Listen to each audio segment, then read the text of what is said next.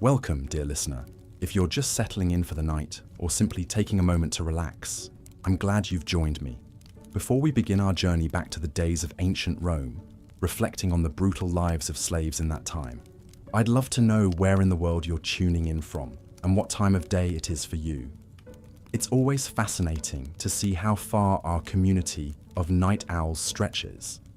And if you enjoy calm, immersive storytelling that brings history to life, consider subscribing so you don't miss the next tale. Now, make yourself comfortable, take a deep breath, and let your mind wander back in time with me. Close your eyes and imagine the world of ancient Rome at the height of its power and splendor. Picture magnificent marble temples gleaming in the Mediterranean sun, grand colonnaded boulevards bustling with toga-clad citizens, and the famous Roman legions marching out to conquer new lands for the glory of the empire. It was a civilization of remarkable achievements in engineering, art, law, and military might. The Roman Republic, and later Empire, dominated the Western world for over 1,000 years, leaving a legacy that still shapes our world today. But beneath the surface of this gilded age, there was a darker side to Roman society, an aspect that is often overlooked in our popular imagination of this fascinating era. You see, the glittering achievements and lavish lifestyles of the Roman elite were only made possible by the backbreaking labor of a huge but largely invisible population, the Roman slaves. It's estimated that during the late Republican and early Imperial eras, a staggering 1 in 3 people in Italy was a slave. In the city of Rome itself, that proportion was even higher, with up to 40% of the inhabitants living in bondage. These millions of enslaved men, women, and even children toiled in wretched servitude with no rights or freedoms of their own. They were viewed as mere property, living tools that existed only to serve their masters' whims and needs. Slaves powered every aspect of the Roman economy, from agriculture to mining, construction to cottage industries, and domestic service to civic duties. But who were these slaves? Where did they come from? What were their lives really like? And how did their often forgotten stories intertwine with the titans of Roman history we still remember today? Figures like Cicero, Spartacus, and Caesar. These are the questions we'll explore together in this journey through the harrowing and little-told world of Roman slavery. It's a side of ancient Rome that's rarely depicted in the epic films or popular novels about the era, but one that profoundly shaped the Roman experience for slave and citizen alike. As we delve into the cruel realities and surprising complexities of this system, we'll meet some of the individuals, both named and nameless, who endured this existence. We'll see how slavery seeped into every corner of Roman life, and how it left an indelible mark on the empire and its successors. So, take another deep breath, and let us step back into the sandaled footsteps of the Roman slaves. Hear their stories whispered across the centuries, and remember them not just as the property and possessions we know they were reduced to, but as striving, struggling, dreaming human beings whose blood, sweat, and tears forged the world of the Romans. The sheer scale of slavery in ancient Rome is staggering to contemplate. During the late Republican and early Imperial eras, the Italian heartland of the Roman state was home to some 6 to 7 million slaves. On the peninsula of Italy, a shocking 1 in 3 people was a slave, and in the great metropolis of Rome itself, the proportion was even higher. Up to 40% of the city's inhabitants were enslaved. To put those numbers into perspective, at the height of slavery in the United States before the Civil War, around 12.5% of the population was enslaved. In ancient Rome, that percentage was more than 3 times higher. Slavery was not a peripheral phenomenon. It was woven into the very fabric of Roman society and the Roman economy. So where did all of these slaves come from? The origins of Rome's enslaved population were as diverse as the Roman world itself. Many were unfortunate captives taken as spoils of Rome's incessant wars of conquest. As Roman legions subdued new territories from Gaul to Greece, Iberia to Asia Minor, they often enslaved and deported large segments of the defeated populace. In one notorious example, when Rome finally vanquished its great North African rival Carthage in 146 BC, as many as 50,000 Carthaginians were taken prisoner and sold into slavery. Captives from military conquests formed a major pipeline of human chattel streaming back to Rome's slave markets. But not all Roman slaves were foreigners captured in battle. Many were unfortunate souls from within Roman society itself. The children of slaves automatically inherited their parents' servile status, creating an ever-expanding supply of homeborn slaves. Abandoned and unwanted infants, particularly girls, were often taken in and raised as slaves. Impoverished debtors could be sold into bondage to repay what they owed. Convicted criminals might be condemned to slavery as punishment for their misdeeds. And in the seediest corners of the empire, ruthless kidnappers snatched vulnerable provincials and even fellow citizens to sell them illicitly into servitude. All of these streams flowed into a vast slave trade that treated human beings as just another commodity to be bought, sold, and exploited. Slaves were traded from the far corners of the empire to the Roman heartland in Italy, or shuttled between Roman territories. At its peak, the Roman slave trade was a lucrative and far-reaching enterprise, with major slave markets operating in cities like Ephesus, Delos, and of course Rome itself. These markets were brutal bazaars where human souls were haggled over no differently than cattle or clothing. Slaves were assessed with humiliating scrutiny, their teeth checked, their muscles prodded, and their naked bodies examined for defects. Prices varied based on a slave's age, beauty, talents, and place of origin.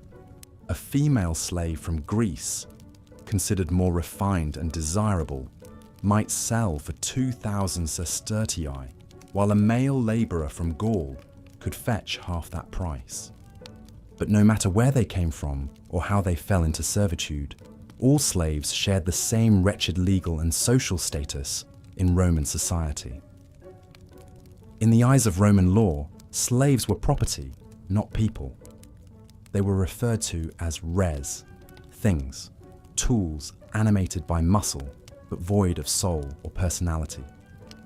As the Roman jurist Gaius wrote in the 2nd century AD, slaves are in the power of their masters, a power recognized by the law of all nations.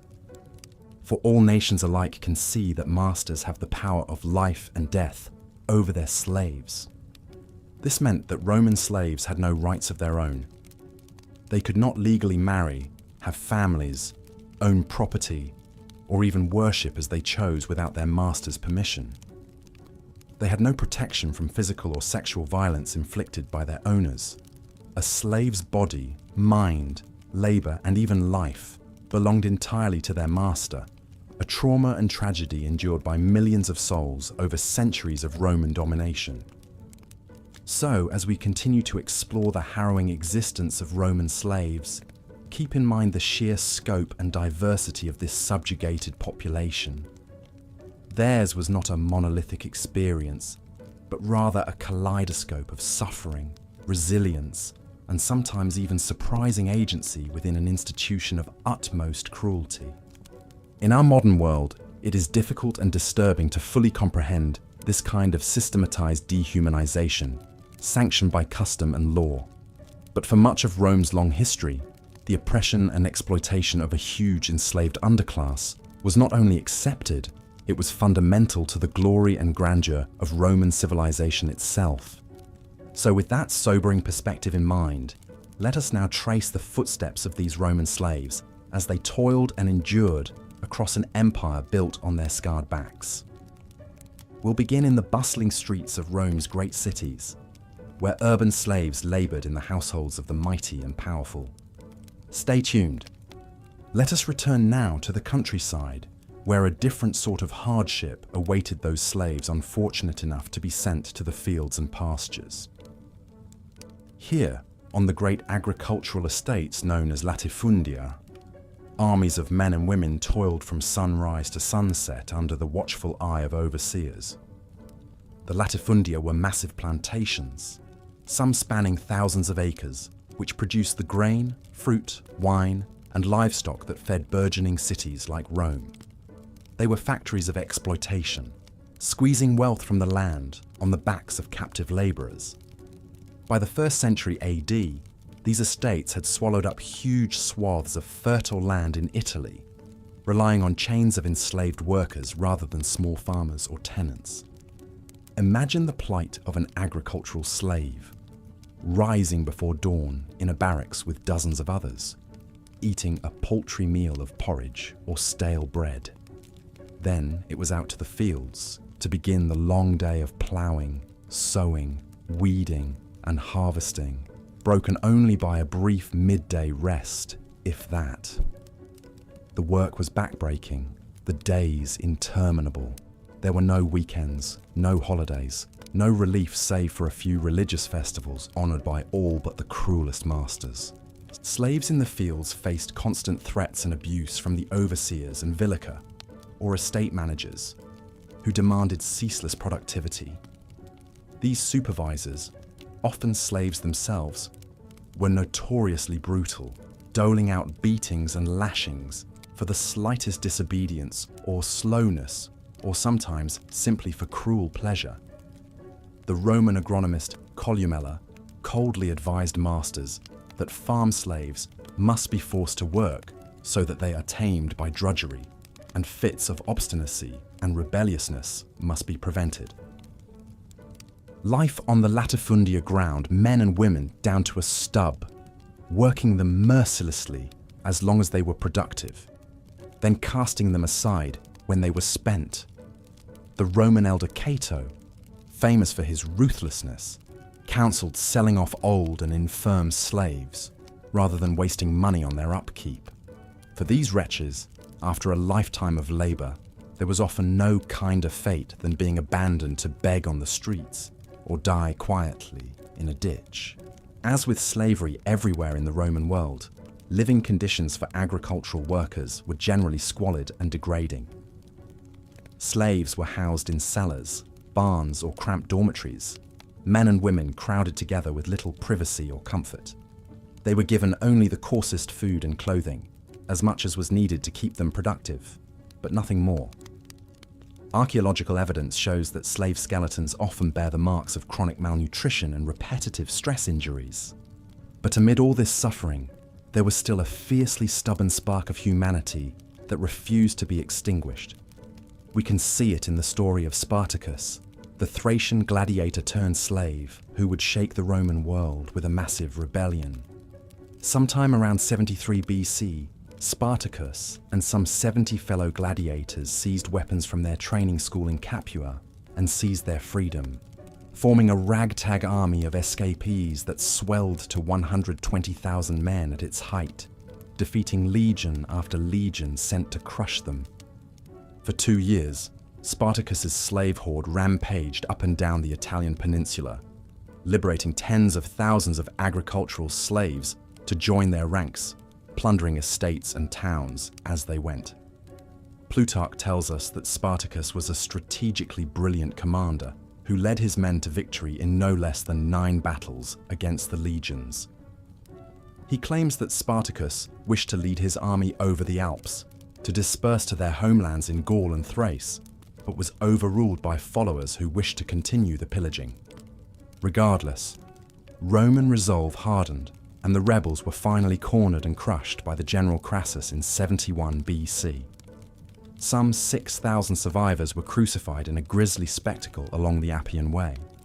But Spartacus's astonishing rise from slave to king of insurgents, albeit brief, was a reminder of the human spirit that still struggled against oppression, even in the darkest hour. For a happier tale, we might consider Tiro, the personal scribe of the great orator Cicero. Born a slave sometime around 100 BC, Tiro was clearly a brilliant man. He invented an early form of shorthand to help keep pace with Cicero's rapid dictation. a system which remained in use for centuries. Over decades of devoted service, he became Cicero's indispensable aide, researcher and editor, playing an unsung role in many of the speeches that made his master famous. Theirs appears to have been an unusually close bond for a master and slave. In his letters, Cicero expresses deep affection and concern for Tiro's well-being, chiding him as a workaholic who needed rest when he fell ill. And indeed, Cicero did grant Tiro his freedom, albeit late in life, a vanishingly rare act of manumission for the time. Once free, Tiro could have departed, but chose to continue assisting the aging Cicero, helping the orator assemble his life's work in the waning days of the Republic. Upon Cicero's death, Tiro took it upon himself to collect and publish his former master's letters, an invaluable trove for later historians, and even wrote a biography of Cicero, though sadly it has not survived. It was an extraordinary life trajectory, from servitude to scholarship, although one achieved more through fortune than justice. Tiro's story was the exception, not the rule. The vast majority of educated, skilled slaves never won the benevolence of manumission, no matter their merit or bond with their master. So while stories like Tiro's show that, in some cases, genuine ties of loyalty could bridge the vast power gulf between master and slave, we must not forget the harsh reality that the entire relationship rested on a foundation of institutional violence, exploitation, and domination. Behind the noblest words and sentiments, a master still held the power of life and death over their human chattel. This deeply embedded mentality of entitlement and domination over enslaved bodies, especially those of women, played out with disturbing frequency in the sexual relationships between masters and slaves. It was widely accepted that masters had sexual rights over their slaves, who had no legal standing to refuse or resist. The wives, daughters, and mistresses of citizen men were at least notionally protected by law from non-consensual sex. But slave women had no such rights or recourse. As property, their violation was not considered a legally actionable moral crime in the same sense. It was an offense against their master's property rights, but not the woman herself. So widespread was the sexual exploitation of slave girls and women that institutionalized rape, by modern definitions, was mundane throughout the slave-holding society of Rome. Strikingly, though, this culture of predation was so normalized in the Roman mindset that it was rarely acknowledged as even an ethical issue. When you buy a slave girl, you buy a compliant body to sate your desires, advised Horace matter-of-factly. The same poets and moralists who inveighed against marital infidelity said nothing about the widespread rape of slave women. Given the ubiquity and banality of these slave-master sexual relationships, it's likely that many Roman fathers knew or suspected that some of their slave-born children were their biological offspring. But they were not family. Slave mothers and children had no legal connection or rights of paternity. Some half-siblings may have played together innocently as children, master and slave, not knowing they shared a father. One particularly troubling result of slave women's vulnerability was the widespread use of slaves as wet nurses. It was common for upper-class women to send their infants to be breastfed by slave women for months or sometimes years after birth, to avoid the hassle and preserve their figures. But this forced surrogacy came at a cruel cost. The wet nurses had to be continuously pregnant to stimulate milk flow, meaning years of repeated forced mating. Often, the wet nurse's own newborn would be cast aside or sent to a slave auction, depriving both mother and child of essential bonding. One Roman doctor advised new mothers to carefully test a potential wet nurse's character and affection, as if a woman grieving the loss of her own baby could transfer warm maternal feelings to her nursling on demand. For these women, motherhood itself was a violation, their bodies and their children, the property of their masters. So in matters of sex and family, as in nearly all aspects of life, Roman slaves were vulnerable to the whims of their masters, treated more as objects of gratification than as feeling men and women. This is in jarring contrast to the ideals of liberty and rights proudly proclaimed by Roman statesmen and etched into their laws. But this hypocrisy was little dwelled on. The absolute subordination of slaves was simply an unquestioned fact of life for Roman elites. This casual objectification also meant that the bodily autonomy of slaves was routinely violated for sadistic entertainment. Roman banquets sometimes featured performances in which attractive slave girls or boys were ordered to have sex with each other for the titillation of the guests. More darkly, pretty young slaves of both sexes were often forced to serve as unwilling concubines, enduring rape and assault at the whim of their masters and mistresses. Roman literature is full of both ribald and winking references to this predation, and much more plaintive allusions to the trauma it inflicted, although often romanticized. The poet Martial captured the dynamic in a single taunting epigram. The slave boy says no, but the master says yes, so the slave boy's a liar. For a Roman slave, even the freedom to refuse unwanted touch and exposure was a luxury they did not possess. But not all slaves were helpless in the face of this exploitation. Wily slaves sometimes found ways to carve out a small degree of economic autonomy for themselves. Skilled and privileged slaves could earn tips, bonuses, and commissions in the course of their work. An enterprising cook might be allowed to pocket some profits from street-side sales, or a financial secretary could invest some of his master's capital and split the returns. These earnings, although still technically the property of the master, often accumulated into a fund called the peculium. Over years, a diligent slave could amass a substantial peculium nest egg in coins, jewelry, fine clothing, and other portable valuables. This gave them a small taste of economic agency denied to most of their fellow slaves. They could save up to buy their own freedom, ransom loved ones, or simply hoard a reserve of creature comforts. Of course, it all still belonged to the master, who could confiscate the peculium at any time on a whim. But many masters allowed favored slaves this indulgence, a small incentive for loyalty. One such example was Mutius, a slave of the wealthy Caecilius Jucundus in Pompeii. Through his work as the master's business agent, making loans and collecting debts, Mutius accrued a substantial peculium over the years. Surviving wax tablets show that he bought his own freedom for a hefty 1,300 sesterces and went on to become a prosperous freedman moneylender in his own right. It was a form of quasi-freedom, although still circumscribed and contingent on his former master's goodwill.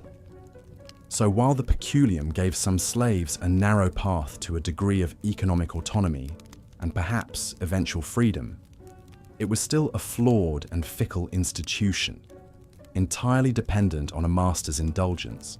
Behind the promise of self-bought manumission, it incentivized slaves to be industrious and compliant. The dream of freedom through peculium, elusive as it was for most, helped to pacify resentment and forestall resistance among those slaves who had the wit and opportunity to pursue it. But what of the faceless multitudes who toiled thanklessly for the state and public good, without even the meager hope of a peculium and freedom? Let us turn now to the lives of the public slaves, who were owned directly by the government and people of Rome. The life of a Roman slave was one of unrelenting hardship and toil, their humanity stripped away by a cruel institution that treated them as mere property.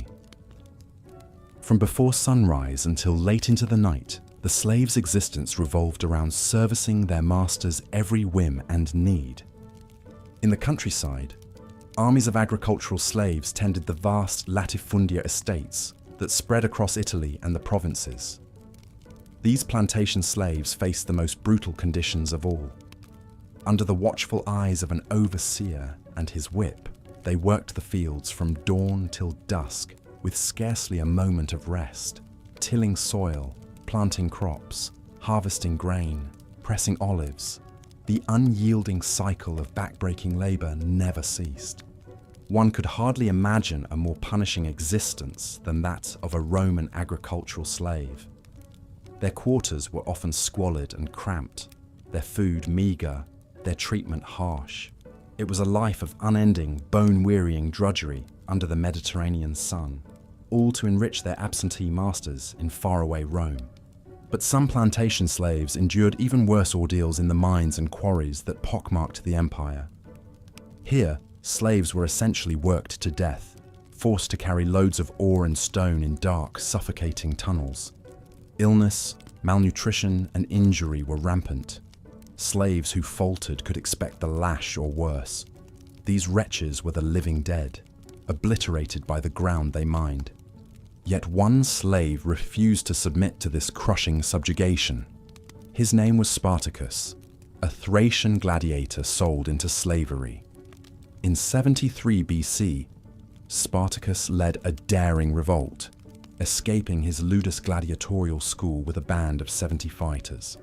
As they rampaged across the Italian countryside, thousands of slaves rallied to join Spartacus, swelling his army to 120,000 men. For 2 years, Spartacus's slave horde defeated the legions sent to crush them, even ransacking towns on the outskirts of Rome itself. The Republic reeled at this unprecedented servile insurrection, the greatest threat to Roman power and prestige in generations. It was a terrifying reminder of the volcano of anger and resentment that seethed beneath the surface of Roman life. But in the end, not even Spartacus could break the chains of Roman slavery.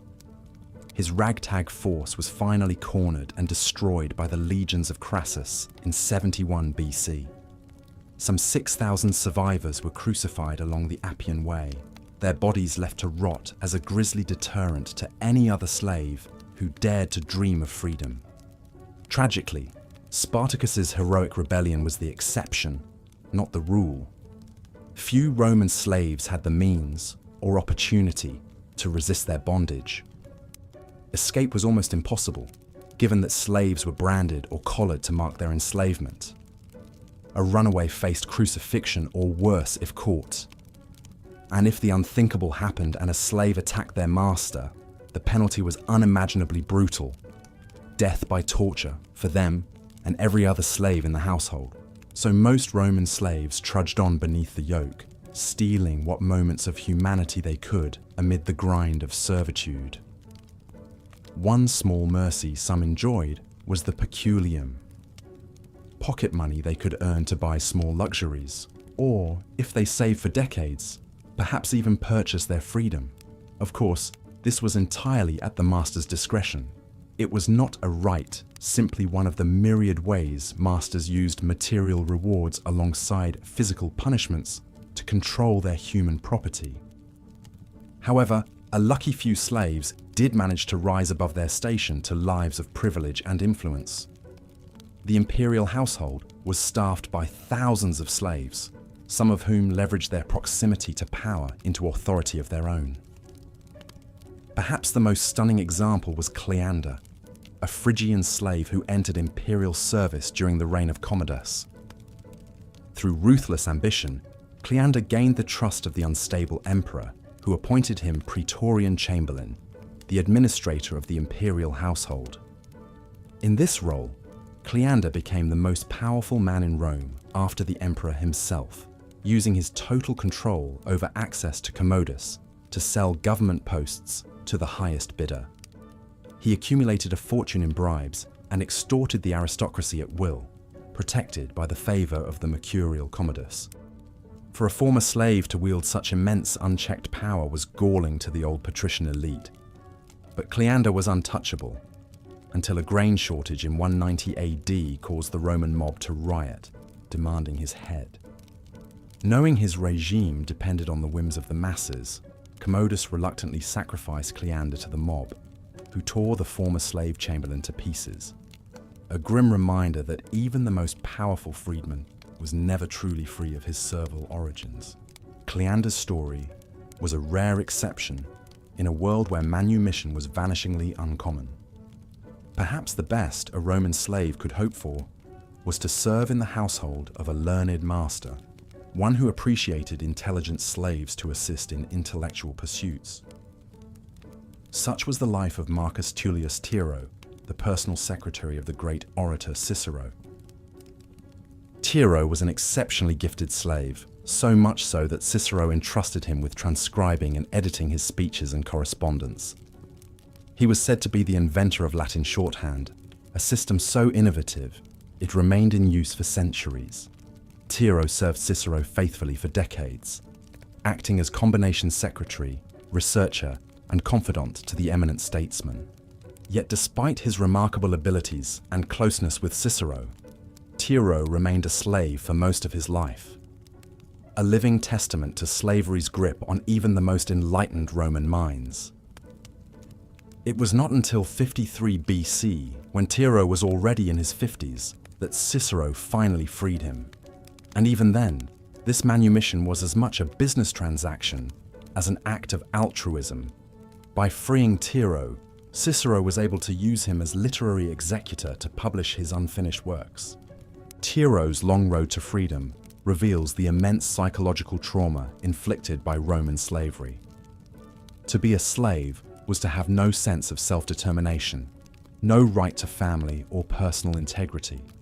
It meant internalizing your own inhumanity and subordinating your will to the caprices of another. The profound psychic scars slavery inflicted could last a lifetime, even for the fortunate few who gained their freedom. And those invisible wounds compounded the very visible brutality that Roman slaves faced every day. Slaves were beaten and flogged for the most minor infractions, burned with hot irons, even maimed and mutilated. The most sadistic masters invented perverse tortures for slaves who displeased them, like the aristocrat Vedius Pollio, who infamously fed disobedient slaves to the lampreys he kept in his villa's garden pond.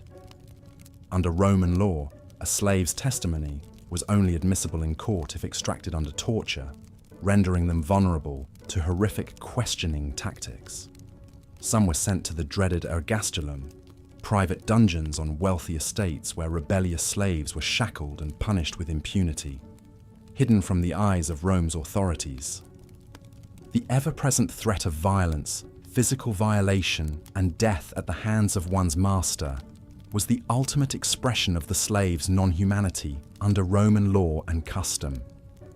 A slave was, as Aristotle coldly put it, a living possession, a tool with a soul. This soulless calculus lay at the heart of Roman slavery. It was a monstrous institution that devoured the minds, bodies, and dignity of millions, fueling the glory of Rome with their blood and sweat and tears.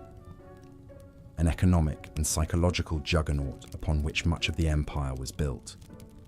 For at its height, Roman Italy was home to a staggering number of slaves, as much as a third of the population, up to 40% in the city of Rome itself. This huge slave population powered the mansions, farms, factories, mines, and galleys of a civilization. Millions of human tools with no more rights than the plows or looms they operated. Millions whose stories will never be told, whose names will never be known, swallowed up by the centuries and the sheer scale of the suffering they endured. But as we ponder the glittering monuments and marbled halls of Rome's glory, it is vital that we remember the forgotten souls who paid the price for that magnificence with their freedom and their lives. The story of Rome is also their story. The story of the humble girl snatched from her homeland to serve as maid, of the conquered soldier turned farmhand, of the child born into bondage who never saw the sun as a free man. They too helped shape the destiny of the world's greatest empire, even if their names are lost to time. So when we think of Rome, let us also think of them, the faceless slaves whose toil propped up the Republic and the Empire. Let us acknowledge the terrible foundation of oppression and unfreedom upon which so many of Rome's triumphs were built. Only then can we truly understand the city that once ruled the world. Only then can we see the cost of greatness etched in the furrowed brow of a slave. The stories of Rome's slaves may be lost to history, but if you look closely enough, you can still hear their whispers echoing through the centuries. In many ways, they are with us even today, in the roads we walk, the aqueducts we admire, the literature we read. One such whisper comes from a most unlikely source, the tomb inscription of a Roman woman named Alia Potestas. In a society where slaves were faceless and forgotten, Alia did something almost unheard of. She built an ornate tomb for her beloved slave Jucundus and inscribed it with her undying affection. "You were my alumnus, my friend, my companion," the epitaph reads. "No human being could be loved more than I loved you." It's a rare glimpse of humanity in a world that so often denied slaves their basic dignity, and it speaks to the complex realities of master-slave relationships in Rome. While the vast majority were built on exploitation and abuse, there were these uncommon exceptions, bonds of genuine devotion that transcended the brutality of the institution. We see this also in the story of Antonia Canis, a former slave of Antonia Minor, daughter of Mark Antony.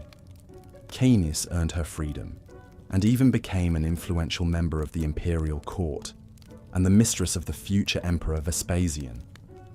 It was a remarkable rise for a woman who had once been chattel property. But these stories, touching as they are, were the extreme exceptions.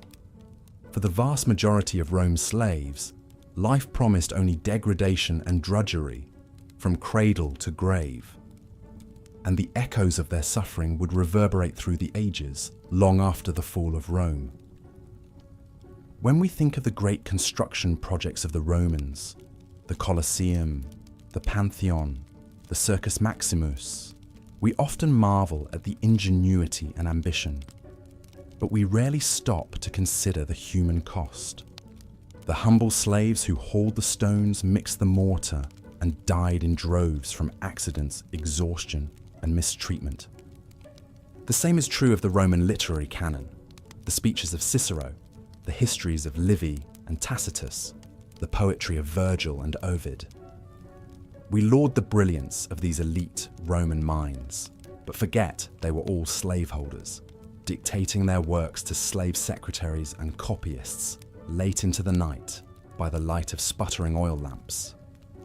Even the food and wine we so associate with the Romans, the garum and the honeyed dates, the Falernian vintages, all of it was planted, harvested, prepared, and served by armies of agricultural slaves, toiling under the sun and the lash.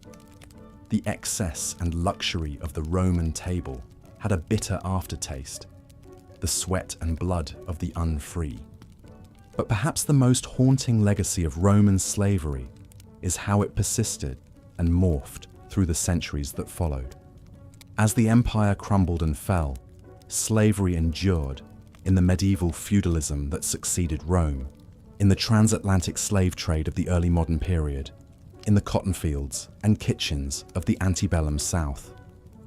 The names and faces may have changed, but the fundamental concept of humans as property, as tools for exploitation, remained ingrained. It was a poison that lingered long in the body politic of the West, a symptom of the illness that was Rome's slave society.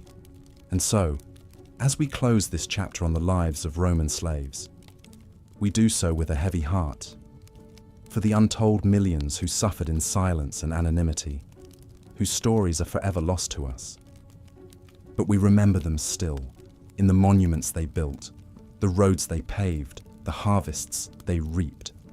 They may have been erased from the record, expunged from the histories, but they were the bedrock on which one of the world's greatest civilizations was built. The unsung and unfree, the beaten and the broken. The slaves of Rome, whose blood and sweat greased the wheels of empire. We cannot give them back their names, their voices, their stolen lives, but we can honor their memory by remembering the human cost behind the glory that was Rome, by seeing the shadows in the light, the scars beneath the marble, the tears behind the triumphs. For slavery, as much as conquest and empire, was the true face of Rome, a civilization built on the bent backs of the unfree, and there is no statute of limitations on human suffering, no moratorium on empathy for those long dead. So let us spare a thought for those forgotten slaves across the long centuries, the ones who lived, struggled and died at the whim of their masters, the ones who dared to imagine freedom in a world of bondage, the ones who built the eternal city, brick by brick and block by block, with hands that were never their own. Theirs is a ghost story, a tale whispered in the silences of history. But if we listen closely enough, we can still hear them, in the stones of the Forum, the echoes of the Appian Way, the dust of the Colosseum. They are with us even now, the slaves of Rome, invisible but ever present, unsung but unforgotten. A reminder of the darkness that lurks behind the light, the inhumanity at the heart of even the greatest of human achievements. And in honoring their memory, we honor the best in ourselves, our capacity for compassion, our hunger for justice, our unending hope for a world where no one is in chains. For as long as we remember them, the slaves of Rome can never truly die. Life as a slave in the Roman Empire was a brutal, thankless existence of unending labor and cruelty, all to prop up the lavish lifestyles of the wealthy elite. For these downtrodden souls who made up such a significant portion of the population, each day was a waking nightmare in service to their masters.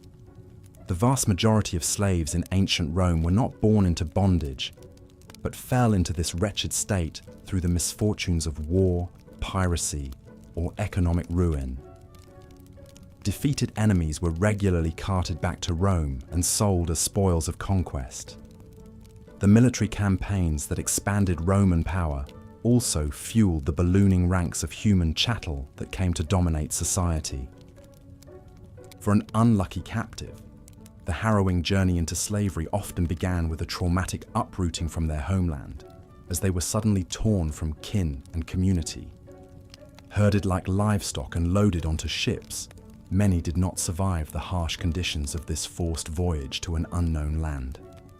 Those who endured would soon discover the fresh hell that awaited them. Upon arrival in Rome, new slaves were put on display in the markets, naked and humiliated, as prospective buyers poked and prodded to assess their fitness. Like any other tradable good, their value was coldly determined by age, health, appearance, and skill. The most expensive and prized slaves were the young and comely, destined for exploitation of the most degrading varieties. But by far the most common fate for freshly imported foreign slaves was a life of crushing agricultural labor on the flourishing latifundia estates that were devouring small farms and transforming Italy's landscape. Here, armies of shackled laborers toiled ceaselessly under the blistering sun and the lash of ruthless overseers. The sprawling plantations could not run without a steady influx of new slaves to replace the broken bodies that had been rapidly worked to death in the fields. The fortunate ones might be eventually permitted the minor dignity of living in crude huts with slave families rather than shackled in communal bunkhouses at night. But any perceived infraction or hint of disobedience invited brutal whippings and abuse from the ever-present overlords. Not all agricultural slaves faced such unrelenting misery, however. Tiro, the longtime slave of the renowned statesman Cicero, was permitted to work indoors as a secretary and scribe at his master's rural estate.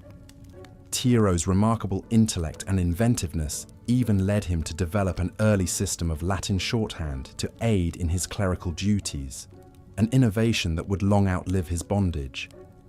Indeed, it was the rare educated slaves like Tiro who might taste some reprieve from the grind of manual labor and enjoy largely indoor roles as tutors, clerks, or craftsmen. But these relatively privileged positions were few, and even elite slaves like doctors and accountants could be cast down into drudgery at the master's whim. Yet for all their hardship, the life of a rural slave was in some ways preferable to the claustrophobic, isolated existence of the urban house slave. Confined to the master's walls and forever on call, domestic slaves were on duty for nearly every waking hour, with only snatches of rest. Before dawn, they rose to prepare the household for the day, cleaning, cooking, serving, and attending to the family's every need well into the night. The educated slave Epictetus described the tragedy of the house servant's plight, always at the beck and call of tyrannical masters, and never in control of their own time or person. Is it nothing to be beaten, to be reviled, to be shut out of doors, to be treated worse than the dog? He lamented. But some household slaves did form close bonds with the master's family, particularly those involved in child rearing.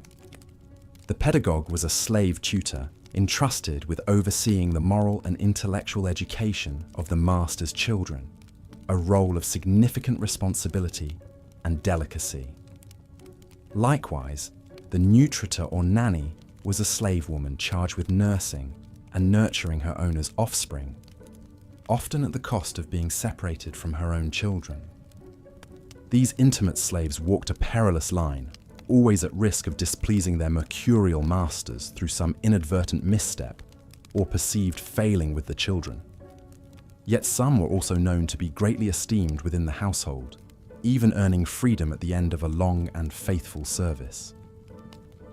Loyal house slaves could be granted a peculium, a small fund they were permitted to accumulate through tips, bonuses, or side work. Many saved for years, dreaming of someday purchasing their freedom.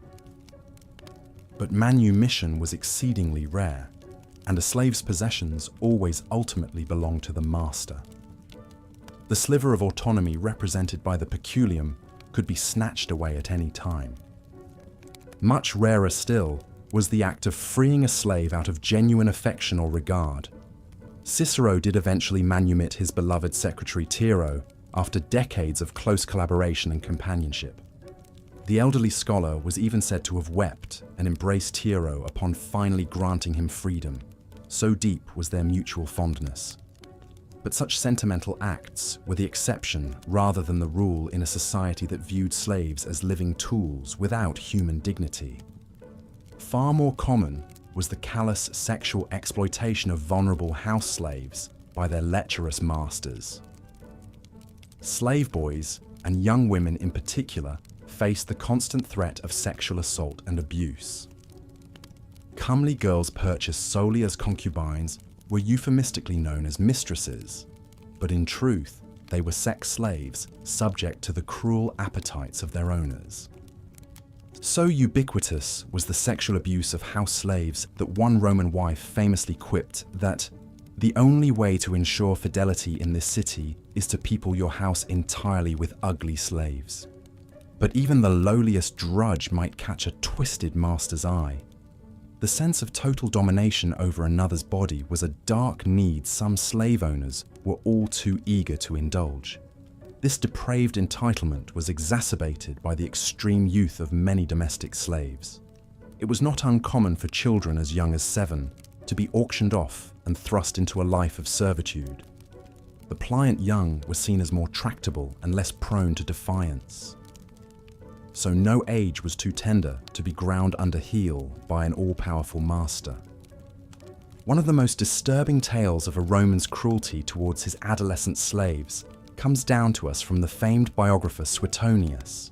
He recounts how the notorious emperor Tiberius trained a bevy of little fishes. Slave boys he kept at his island estate, whom he forced to chase him while he went swimming and tease him with their licks and nibbles. The perverse sexual abuse these nameless youths endured is unimaginable. Beyond the sexual degradation, house slaves were always under threat of being viciously beaten for any perceived fault or sluggishness in their never-ending labor. The slightest mistake or moment of dullness could bring a swift flogging from master or mistress. And these brutal punishments were often capriciously meted out with little cause or justification, beyond a dark impulse to dominate. According to the philosopher Seneca, a slave will be beaten for coughing or sneezing so as to disturb his master's slumber. Those who displease their owners in more serious ways could face shockingly elaborate tortures and mutilations, from live burnings to forced gladiatorial combat. The master's capacity for depravity and violence was limitless. The perverse glee some masters took in tormenting their most helpless slaves was epitomized by the story of Vedius Pollio and his pet lampreys. This sadistic slave owner was said to keep a pool of monstrous flesh-eating eels into which he would gleefully cast disobedient slaves to be slowly devoured alive. The offender's agonized screams and the lamprey's thrashing made for twisted dinnertime entertainment. Such grotesque abuses may seem incomprehensible, but they were rooted in the prevailing Roman belief that slaves were fundamentally inferior and thus undeserving of moral consideration. Even great thinkers like Aristotle argued that some men were congenitally destined for slavery, that it was their natural state. Under Roman law, slaves were considered property, not people. They were but tools to be used as the master saw fit, whether as field laborers, craftsmen, miners, prostitutes, or even gladiators whose death throes served as lurid spectacle. A slave's life was one of total debasement and disposability, without rights or recourse. In the eyes of the law, a slave's testimony was only admissible in court if it had been obtained under torture, further incentivizing their horrific treatment. Interrogators could legally apply red-hot plates, the rack, or even crucifixion to extract the needed evidence or confessions through unimaginable suffering. The ultimate threat that loomed over every slave was a hideous death in the arena or on the cross. Slaves were routinely crucified for crimes as minor as petty theft, their flayed bodies displayed along the roadways as a grisly warning against disobedience and rebellion. So common was this horrific practice that the ancient geographer Strabo noted the roads leading into Rome are lined with tombs and crucified slaves. Indeed, the famous Appian Way became a miles-long corridor of ghastly crucifixions in the wake of Rome's most chilling slave revolt.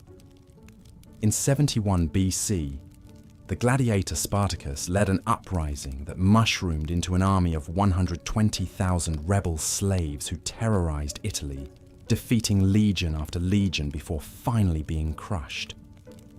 As retribution for this unforgivable rebellion, a staggering 6,000 recaptured slaves were crucified along the Appian Way from Rome to Capua, their suffering and humiliation put on display for all to witness. The rotting bodies were left in place for months as an unforgettable deterrent against future insurgency.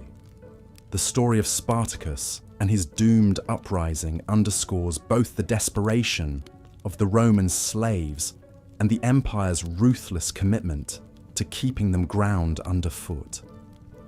That even highly trained gladiators would rather risk annihilation than endure the misery and degradation of enslavement speaks to the soul-crushing horror of their bondage. But Spartacus's legendary exploits, fictionalized and celebrated though they may be today, should not obscure the grim reality that most slave rebellions were small, isolated, and swiftly crushed. The vast majority of Roman slaves lived and died without ever daring to resist their fate. They were simply too downtrodden and demoralized to contemplate revolt. Yet even in their lowest state, Roman slaves found small ways to cope and maintain a sliver of selfhood. Verni, or homeborn slaves, sometimes enjoyed a deeper connection to the master's household and could even be playmates to the children. Some built shadow families and communities within the slave ranks below the notice of their owners.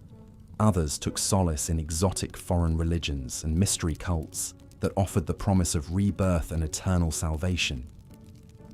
One unexpected outlet for a lucky few domestic slaves was a quasi-entrepreneurial role in managing the master's urban assets. These trusted high-level slaves could be granted authority to oversee the household's rental properties, collect debts, and conduct business in the master's name. Here they could briefly taste a modicum of autonomy and importance, so long as they never failed in their duties. A shining example was Felix, the slave property manager of Cicero's rival Clodius. Through his acumen and ambition, Felix was able to gain great wealth for his master's estate, taking a cut for himself along the way. His tenacity was rewarded with freedom, and he eventually rose to become the provincial governor of Judea, a remarkable ascent for one born in chains. But stories like Felix's were exceedingly rare. Most urban slaves would never know even a moment of self-determination or dignity. For the lowly drudges who kept the city running, each day was a trial of endless toil and abuse. The miners, porters, cleaners, and construction workers had no hope of advancement or reprieve. Consider the faceless slaves who ground their bodies down to build the empire's most glorious monuments. The Colosseum, that enduring symbol of Roman power and spectacle, was constructed largely through slave labor in under 10 years. Teams of up to 12,000 slaves worked non-stop to erect the 157-foot-tall amphitheater from giant blocks of travertine stone. Slaves did the backbreaking work of quarrying, hauling, and hoisting the 100,000 cubic meters of stone that would form the Colosseum's iconic facade. How many nameless slaves perished to create this magnificent arena, where yet more slaves would die for the entertainment of Roman crowds? The bodies of exhausted builders and doomed gladiators alike were unceremoniously discarded, mere human grist to feed the glory of Rome. The great monuments and feats of Roman engineering are all the more astounding when one considers that they were built without modern machines or technology. The soaring aqueducts, impregnable fortifications, and towering arches that still inspire awe today were constructed using only pulleys, levers, and an unimaginable amount of human suffering. At the empire's peak, teams of skilled slave engineers transformed Rome into the majestic imperial capital. New roads, bridges, and aqueducts expanded across Italy and beyond, all on the shoulders of slave muscle. Slave labor fueled construction on an epic scale, raising triumphal arches, basilicas, baths, and temples of breathtaking ingenuity. An army of over 4,000 slaves toiled for years to complete the sprawling baths of Caracalla alone, an opulent 50-acre complex clad in marble and gold. Sweating work gangs hefted massive blocks to erect the soaring 130-foot ceilings and install the complex systems of drainage and hypercaust heating that would warm the lavish pleasure palace. Day after day, from sunup to sundown, they labored, sometimes in chain gangs, always under threat of the lash. The splendor and luxury of the finished complex stood in stark contrast to the wretched and broken slaves who brought it into being at such great human cost. The emperor's official building planners and architects who masterminded these ambitious marvels were sometimes themselves educated Greek slaves. The innovative designs they produced stood for centuries as enduring symbols of Roman power and artistry. But the true craftsmanship belonged to the anonymous toiling slaves who made their dreams a reality. It is a bitter irony that the ingenuity and skill of these slave laborers helped strengthen and sustain the very empire that kept them oppressed. With every road laid, fort erected, and monument raised, they were unwittingly forging the chains of their own bondage ever tighter. But of course, construction was not the only form of slave labor that maintained Roman dominion. The empire's much-feared war machine was also dependent on slaves both on and off the battlefield. A special class of slaves known as colones traveled with the legions to handle pack animals, repair armor, and transport military baggage. They were even sometimes pressed into service as reserve fighters. More sinister were the lorari, slave torturers who accompanied the army to brutalize captives and extract information using the vilest methods of coercion and cruelty. These pitiless men wielded their tools of pain with a savagery surpassed only by the carnifices, the state's official executioners, who were themselves condemned slaves. To be a carnifex was to become an instrument of empire, dealing out death and suffering to the most wretched enemies of Rome. These state-owned slaves carried out public crucifixions, live burnings, beheadings and torture so ghastly that even hardened Romans averted their eyes. The carnifices were loathed and shunned as unclean outcasts, reviled even by their fellow slaves. Public slaves tasked with civic maintenance and upkeep fared little better than the military auxiliaries and executioners. Slaves swept the streets, collected refuse, maintained the roads and aqueducts, and handled the grim drudgery that kept the city running, all for no pay and even less prestige than their domestic counterparts. But perhaps the worst off of all Roman slaves were those who toiled and perished in the mines of Spain and Greece to slake the empire's insatiable need for silver and other precious metals. Relegated to hell on earth, these pitiful wretches were worked to death in darkness and despair, extracting the riches that gilded Rome's glory.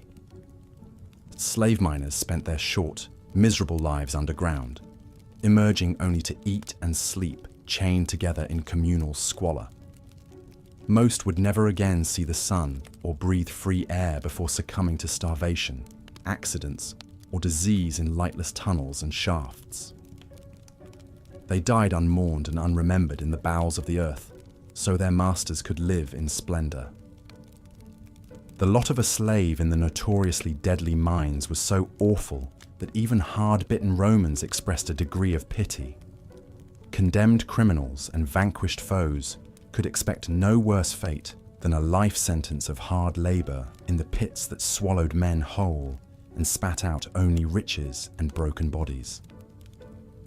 Amid so much misery and exploitation, it can be hard to believe that anything like genuine bonds of affection could exist between master and slave. But even in this cruel and rigid hierarchy of power, there emerged the occasional story of camaraderie and devotion that transcended status. One of the most famous examples was that of the Emperor Claudius and his slave Narcissus. A shrewd and able administrator, Narcissus rose to become Claudius's most trusted advisor and was even granted authority to act on the emperor's behalf. His power and influence were so great that rival senators were forced to defer. The public ignominy and humiliation a slave might face knew no bounds. One particularly degrading practice was the use of slaves in the arena for the bloodthirsty entertainment of the Roman masses. Slaves who had displeased their masters or were merely deemed unfit for other labor could find themselves cast into the Colosseum, weaponless and defenseless, to be torn apart by wild beasts as the crowd roared. Imagine the sheer terror of a slave who had only ever known a life of servitude, thrust suddenly before a baying mob, with lions and tigers released to devour them.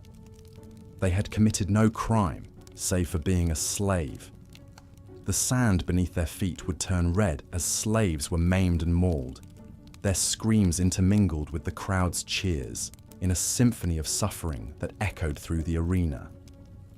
This was not merely a form of execution, but a spectacle, an abhorrent form of public entertainment. Slaves were fodder, their lives mere tinder to fuel the flames of the mob's excitement.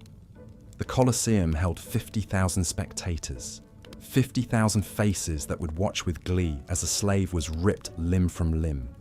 The games were a grotesque display of the complete devaluation of a slave's humanity. Not all slave gladiators met such a brutal end, of course. Some, through skill at arms and the favor of the crowd, could earn glory and even freedom. The most famous of these was Spartacus, a gladiator from Thrace, who would go on to lead a spectacular slave rebellion. But for each Spartacus, thousands of nameless slaves died anonymously on the sands for the baying pleasure of the masses. This practice provides a startling insight into the psychology of slavery in Rome. Slaves were not seen as people, but property. If a master grew bored of his human chattel, he could simply cast it into the arena like a child discarding a toy. The crowd too was inured to this suffering. A slave being devoured by animals was no different to watching a criminal executed. The lines between human and object, between person and property, were blurred beyond recognition. It is important to remember that for all their degradation, the slaves dying in the Colosseum were human beings, with the same fears and feelings as any one of us. They had been torn from their homes and families, forced into servitude, and now faced an ignoble and terrifying death. As we marvel at the grand ruins of the Colosseum today, it is vital that we acknowledge the human cost embedded in those ancient stones. The gladiatorial games were not the only form of public humiliation a slave might endure. In many wealthy Roman households, slaves were also forced into degrading forms of entertainment for the amusement of their masters and guests. This could include anything from singing and dancing to more humiliating acts like serving as human footstools or even enduring abuse and beatings. One particularly stomach-churning practice was the use of slaves as vomitoria at lavish banquets. The Romans, as is well known, were prone to overindulgence. At extravagant feasts, guests would gorge themselves on rich foods, then purposefully vomit so they could continue eating. Slaves would be positioned around the room with bowls to catch the vomit of the revelers. Imagine the utter degradation of being used as a human receptacle for the half-digested gluttony of your masters.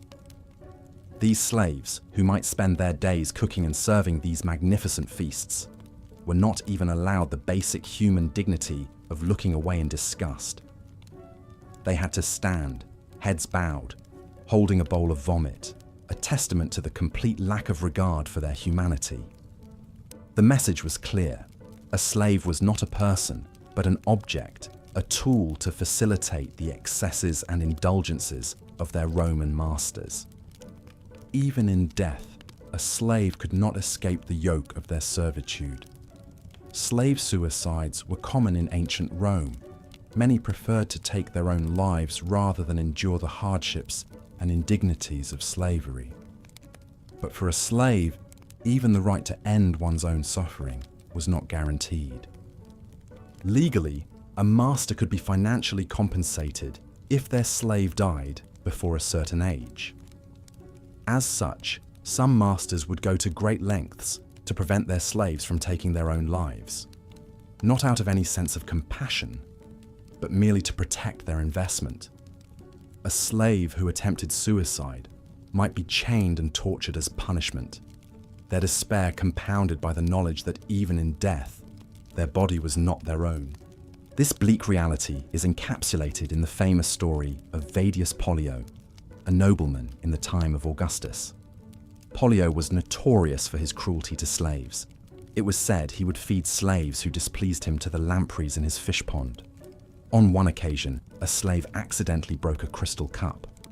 Fearing his master's wrath, he threw himself at Augustus's feet, begging to be executed in any other way than being eaten alive by the fish. Moved by the slave's desperation, Augustus demanded that Pollio free him and ordered all his crystal cups to be broken. Pollio, though outraged, dared not disobey the emperor. This tale, though it ended well for the individual slave, highlights the brutal reality. A slave's life was held in such low regard that a broken cup could warrant a death sentence. That Pollio's cruelty shocked even the Romans, a society so inured to the brutalities of slavery, speaks volumes. These stories paint a chilling picture of the psychological impact of slavery. To be a slave was to exist in a constant state of fear and anxiety. Any small mistake or perceived slight could result in brutal punishment or even death.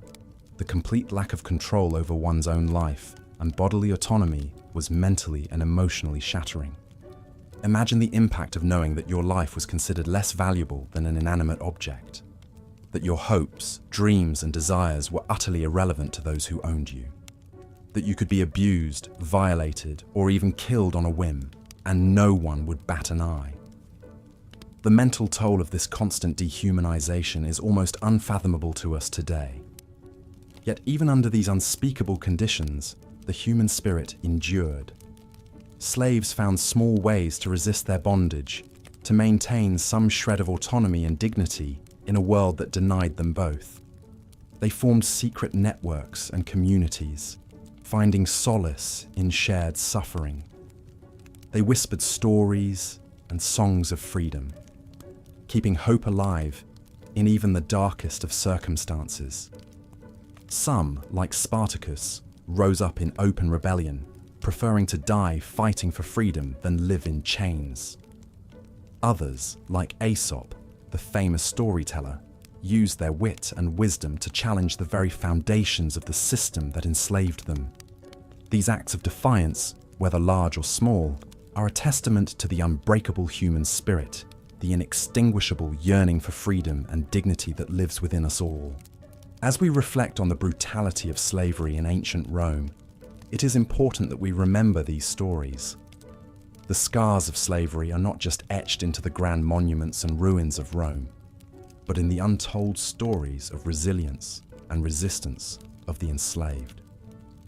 Every magnificent villa and sprawling latifundia was built on the blood, sweat, and tears of slaves. Every glittering triumph and lavish banquet was made possible by their suffering. The story of Rome is not just one of emperors and generals, of conquests and glory. It is also the story of the nameless, faceless millions who toiled in servitude, whose humanity was denied, but whose labor built an empire. As we marvel at the grandeur that was Rome, let us also acknowledge the darkness that lurked beneath. For only in remembering the brutality of the past can we hope to build a more just and humane future. So ends our exploration of the brutal reality of life as a Roman slave. It is a story of unimaginable suffering, of cruelty and dehumanization on a mass scale. But it is also a story of resilience, of the unbreakable human spirit that endured in the face of unspeakable adversity. As we close this chapter, I invite you to take a moment to reflect on these forgotten lives. The next time you see a grand Roman monument or marvel at the ingenuity of Roman engineering, remember the human cost. Remember the slaves who died in the Colosseum for the entertainment of the masses. Remember those who took their own lives rather than endure another day in chains.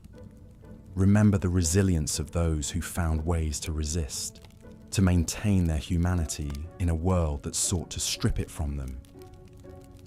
Their stories are a reminder of the darkness that humans are capable of inflicting on one another, but also of the unbreakable strength of the human spirit. They are a call to vigilance, to ensure that such cruelty is never again tolerated or normalized. And they are an invitation to empathy, to recognizing the humanity in all people, regardless of their station or circumstance. So let us remember the slaves of ancient Rome, and in doing so, recommit ourselves to the ongoing struggle for justice, equality, and human dignity. For in the end, their story is not just the story of Rome, but the story of us all, a reminder of how far we've come and how far we still have to go. Thank you for joining me on this journey through the darkest chapters of Roman history. May we emerge from it with a renewed commitment to the light of compassion, empathy, and justice for all. The plight of public slaves is often overshadowed by the more visible sufferings of domestic servants and farm workers. But these faceless laborers, toiling anonymously for the state, endured some of the harshest conditions of all. Imagine the armies of public slaves who cleaned the streets, maintained the aqueducts, and constructed Rome's magnificent monuments. From the crack of dawn until dusk, they performed back-breaking labor, erecting towering stone buildings and paving roads in the blistering Mediterranean sun. They were the ones who built the gleaming temples, grand basilicas, and triumphal arches that bedazzled the public. yet their contributions went unrecognized and unappreciated. Even worse was the fate of slaves confined to the empire's mines and quarries, ripping lead, silver, gold, and marble from the earth in dark, suffocating tunnels. Worked mercilessly and given the barest sustenance to survive, these wretches rarely lasted more than a few hellish years in such extreme conditions. The riches and glory of Rome, built from the jewels and stone they mined, came at the cost of their miserable lives snuffed out in lonely darkness deep underground. Some public slaves held roles that made them hated and feared by the populace and other slaves alike. The carnifices, state executioners, and torturers were universally loathed for their grim, blood-stained work. Although they wielded a degree of power and influence, these slaves were still shunned as the lowest of the low, their humanity tarnished by the brutalities they inflicted on others.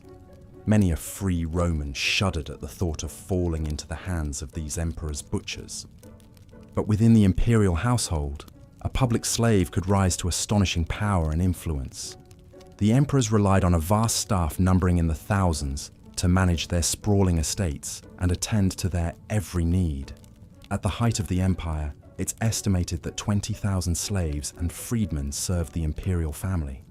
The most capable and clever of these slaves could amass substantial authority and wealth as the emperor's right-hand men.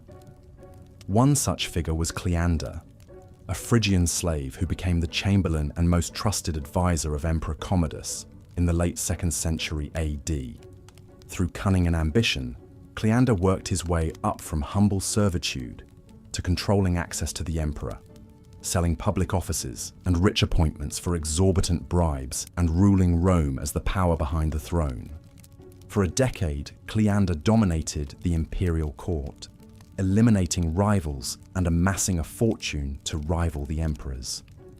He was said to own estates all over the empire, worked by 20,000 of his own slaves. His influence and arrogance grew so immense that when Rome was racked by famine, the people blamed Cleander's corruption and incompetence. In AD 190, with the capital on the brink of riot, Commodus had no choice but to order his once indispensable chamberlain beheaded to appease the mob. Cleander's dizzying rise from slave to de facto ruler and his sudden downfall illustrate both the potential for advancement and the precariousness of life in the emperor's service. Even the most powerful of imperial slaves enjoyed their status at the ruler's whim. All it took was a snap of the imperial fingers to send even the mightiest slave to the scaffold. But for the faceless thousands of public slaves who kept the city and empire running, there was no such opportunity or hope for advancement, only endless toil and anonymity. They were the ones who built Rome, but were never recognized. The gleaming stones of the Forum and Colosseum might as well have been mortared with their blood, sweat, and tears. Consider for a moment the human cost behind the glorious facade of imperial Rome. Everything the Romans took for granted, from the roads they walked on to the buildings they marveled at, was the product of slaves' agony and labor. The might, power, and splendor of Rome was literally built on their backs. Yet we rarely hear their stories or learn their names. At best, they appear as footnotes of history or as bit players in the lives of the great and powerful. The stories of slaves like Cleander are vanishingly rare. Most labored, suffered, and died in obscurity without leaving any mark or memory for posterity. We can only imagine their struggles and sacrifices that made the grandeur of Rome possible. So the next time you picture the Rome of gleaming marble, of awe-inspiring monuments and engineering marvels, pause for a moment to reflect on the faceless, unnamed slaves whose blood and toil raised it all from the earth. Their pain may be unrecorded and their stories untold, but their lives form the invisible foundations of history. Just as harrowing as the plight of public slaves was the treatment and punishment meted out to those who displeased their masters. In Roman law, slaves were considered mere property to be used and disposed of at their owner's whim. An old saying held that a man has as many enemies as he has slaves, a testament to the inherently adversarial relationship between master and human chattel. To keep their slaves docile and obedient, Roman masters had no compunctions against inflicting vicious cruelties and demeaning punishments. Flogging with whips was a universal disciplinary tool, with slaves beaten mercilessly for the slightest perceived offense or infraction. Some masters took pride in devising ever more sadistic and creative tortures to cow their human property into submission. One of the most depraved was Vedius Pollio, a wealthy friend of Emperor Augustus, who devised a singularly chilling method for executing troublesome slaves. Whenever one displeased him, Pollio would have the unfortunate wretch tossed into a pool of ravenous lampreys to be devoured alive. The lampreys were a kind of jawless fish resembling eels, known for their razor-sharp teeth. The gruesome sight of the thrashing, screaming slave being shredded and picked clean by the swarming, blood-frenzied creatures was said to thrill Pollio immensely. According to the biographer Seneca, Emperor Augustus himself once dined at Pollio's villa when a slave attending the feast accidentally broke a crystal drinking glass. The terrified servant fell to his knees begging for mercy, but Pollio coldly ordered him thrown to the lampreys. Shocked by this cruelty, Augustus intervened and spared the boy's life, then commanded all of Pollio's crystal glasses smashed to punish his arrogant sadism. But for all his power, even the emperor could not compel Pollio to free or spare his slaves. That was a master's sacred right. Just as common as beatings was the Roman practice of branding slaves with red-hot irons as a mark of ownership and a punishment. The poet Martial quipped that a man whose face is more branded than a tattered manuscript was undoubtedly a slave. The excruciating mutilation served the dual purpose of permanently disfiguring a slave for easy identification, while also inflicting such searing agony that it shattered the spirit. Many slaves had their foreheads seared with the letters FUG for fugitivus, runaway, a common offense that struck terror into every owner's heart. For slaves accused of more serious transgressions like theft, assault, or rebellion, crucifixion was the ultimate penalty. This unspeakably agonizing and protracted death involved nailing or binding the victim to a wooden cross and leaving them to suffer for days as a public spectacle. Crucifixion sent a chilling message to other slaves about the futility of resistance and the omnipotence of Roman power. So frequent was this ghastly practice that the great slave rebellions which shook Rome were inevitably followed by mass crucifixions. In 132 BC, at the end of the First Servile War in Sicily, 20,000 defeated slaves were crucified. A century later, after Spartacus's famous uprising was crushed in 71 BC, 6,000 rebellious slaves were crucified along the Appian Way. For miles on end, thousands of crosses bearing mutilated bodies stretched from Rome to Capua, a grisly, unending avenue of agony and death. Even more dreaded than these punishments was the ergastulum, a private underground dungeon found on many Roman estates, where disobedient slaves were imprisoned and worked in chains as a form of living death. Emaciated, scarred, half-mad from deprivation and abuse, the wretches consigned to the ergastulum represented the true underclass of this slave society. Reviled and abandoned by all, few lasted long in that fetid darkness before succumbing to despair or disease. To be a slave in Rome was to exist under the constant shadow of violence, to know that one's body and will could be broken on a whim. It's little wonder that many chose to end their own lives rather than endure such torment, or embarked on desperate bids for freedom that almost inevitably ended in even worse suffering. The rare tales of successful resistance and escape only underscored the near impossibility of breaking one's bonds. Through the busy streets of Rome, a discreet sedan chair wove its way towards one of the city's grandest villas. Inside, a wary slave named Felix clutched a set of wax tablets that could change his life forever. He was carrying a top-secret message from his master, the wealthy senator Aulus Valerius Flaccus. Just hours earlier, Felix had been roughly shaken awake before dawn by the master's son, Publius.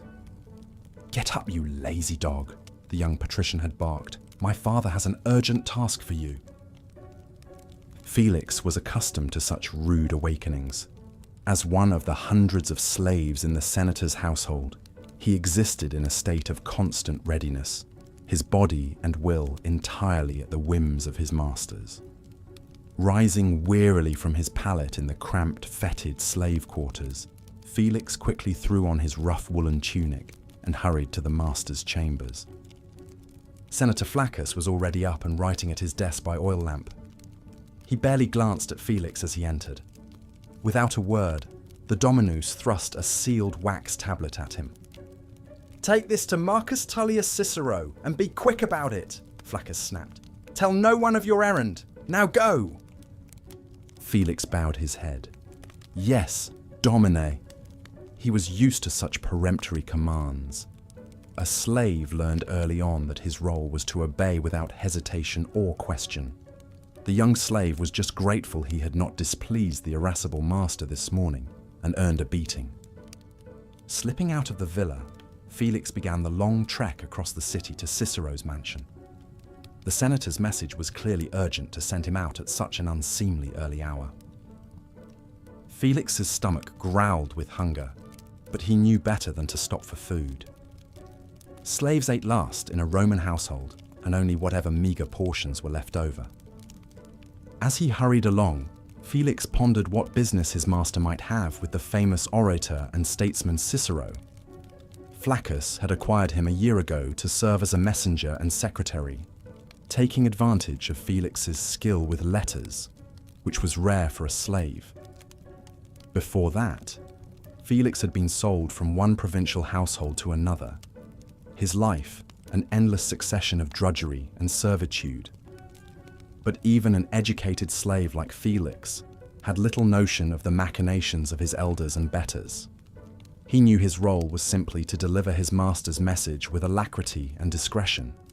In truth, he was relieved to be out of the house on such an errand, for it meant a brief respite from the constant demands and abuses of the senator's family. Suddenly, Felix froze in his tracks at an unexpected sight ahead. There, on the cross street, a grisly row of crosses had been erected, from which hung the broken bodies of men. The fetid stench of death wafted over on the early morning breeze. Felix approached hesitantly, compelled by a mixture of revulsion and morbid curiosity. As he drew closer, the slave realized with a wave of nausea that he recognized one of the crucified men. It was Drusus, a fellow bondsman from a nearby household. The two slaves had formed something of a friendship in snatched conversations at the market and baths. Now Drusus's body hung lifeless, his joints grotesquely distorted, and gruesome wounds marking where the nails had been driven through his flesh. A small wooden titulus hung around the corpse's neck, pronouncing his crime. Serves Fofgitivs, a runaway slave. Felix shuddered and turned away from the hideous sight, suddenly anxious to put as much distance as possible between himself and his crucified friend. He now understood all too clearly the ruthless measures Roman masters would take to punish disobedient slaves and deter others from flight. With a new sense of urgency, Felix resumed his journey, all too aware of his own precarious and powerless place in Roman society. As a mere slave, his body and soul were the property of another, to be used and disposed of as they saw fit. He could only pray that his servitude did not one day lead him to a similarly wretched fate. After over an hour's walk, Felix's aching feet finally brought him to the stately facade of Cicero's mansion. It was the grandest private residence he had ever seen, adorned with frescoes, columns, and marble statues. Even the slaves here were better dressed than any citizen in his master's provincial hometown. Taking a deep breath, Felix approached the door and lifted the bronze knocker. Suddenly he hesitated, the dire warning of secrecy from his master resounding in his head. Flaccus had instructed him to give the message directly and solely to Cicero himself. But how could a mere slave demand an audience with Rome's most illustrious orator? Felix's knock was answered by an imperious-looking slave steward. The man eyed Felix's threadbare tunic and dusty feet with an expression of aristocratic disdain. "Deliveries and petitioners are to use the rear entrance," the steward sniffed haughtily. Felix swallowed hard. "Forgive me, sir, but I bear an urgent message from my master, Aulus Valerius Flaccus, for Cicero's hand only." "His name is Marcus Tullius Cicero," the steward corrected him frostily. "And he is far too busy to be bothered by the likes of you. Now go around back where you belong." But as the servant moved to slam the door in his face, Felix wedged his foot across the threshold, ignoring the shooting pain as the heavy wood crushed his toes. Holding out the tablet, with its distinctive senatorial seal, he locked eyes with the other slave. "Please," Felix entreated, "this is a matter of the utmost importance and discretion. I beg you, take me to Cicero at once." His tone was desperate, but also infused with a quiet power that in another life might have made Felix himself a formidable patrician. The steward's eyes widened at the sight of the seal, and his officious demeanor noticeably paled. Clearly, he knew that displeasing an esteemed senator could lead to severe retribution for a slave. "Very well," he capitulated tersely, opening the door to allow Felix to step inside. "But cause any trouble, and I'll personally see you whipped." Felix followed the steward through the lavish atrium and marbled halls, awed by the opulence surrounding him despite his clandestine mission. The grandeur of this house surpassed anything he had ever witnessed. The sheer wealth required to finance such magnificence was staggering, but the young slave reminded himself that for all the trappings of luxury, this was still very much the domain of an elite Roman male, supported by the labor of slaves like himself. He noticed how the household slaves moved about their morning tasks with quick efficiency, desperate to avoid a punishing word or blow from their masters. For a brief, surreal moment, Felix allowed himself to fantasize that he was not a slave, but a guest in this illustrious home. How different his life would be if he had been born to a patrician family, his days devoted to pleasure and politics rather than servitude and drudgery. But such dreams were as futile as they were treacherous. A slave had about as much chance of becoming a senator as he did of sprouting wings and flying. The rigid hierarchy of Roman society was as immutable as the rising and setting of the sun. The steward led Felix to a closed door and knocked sharply, then pushed it open without awaiting a reply. "Domine, this slave claims to have an urgent message for you from Aulus Valerius Flaccus." The room was a small but lavishly appointed study, its walls lined with shelves of scrolls and the air perfumed with exotic incense. At the center sat Cicero himself, bent over a writing desk. Dressed in a snow-white toga with a regal purple stripe, he emanated an aura of power and austerity that made Felix almost shake with intimidation. Cicero glanced up, his expression severe. "Yes. What is it?" The great orator sounded more irritated than intrigued by the intrusion. His mouth suddenly as dry as the Egyptian desert, Felix stepped forward and held out the tablet with a trembling hand. "My master sends you this, Domine," he croaked. Cicero snatched the tablet and unrolled it, waving a dismissive hand at the waiting slaves. "Leave us," he ordered brusquely.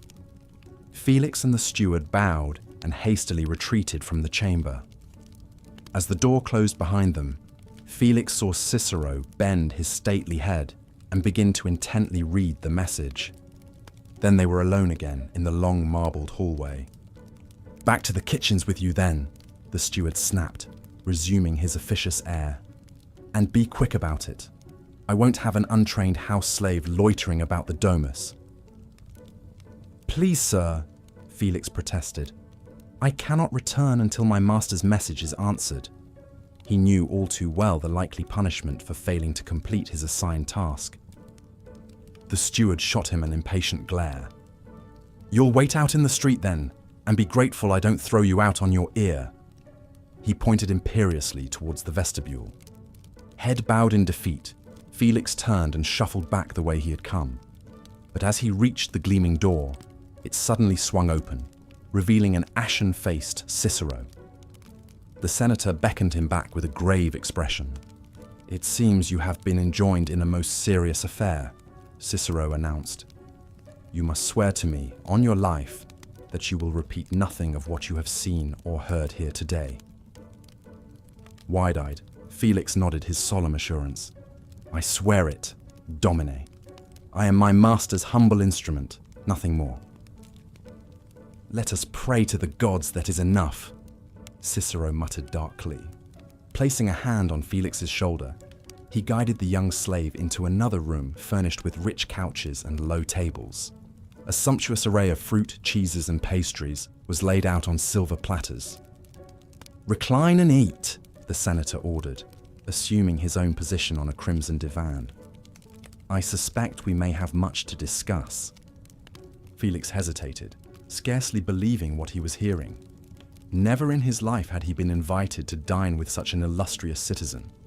The very notion of a slave sharing a table with a senator was unthinkable. Yet Cicero's tone brooked no argument. Gingerly, expecting at any moment to be rebuked for his impertinence, Felix settled himself on the edge of a gilt-legged couch.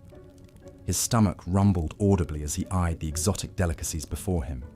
Figs, dates, almonds, honeyed cakes, luxuries he could never have dreamed of enjoying. Cicero regarded him intently over the rim of his wine cup.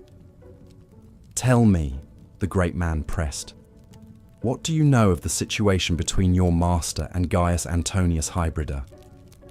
Felix blinked in confusion. In truth, he had little notion of his master's political dealings, nor any awareness of the enmity between Flaccus and Antonius. As a slave, he was privy only to snatches of conversation and furtively glimpsed documents, left to piece together his own incomplete understanding. But before Felix could stammer out a reply, the door to the chamber flew open with a resounding bang.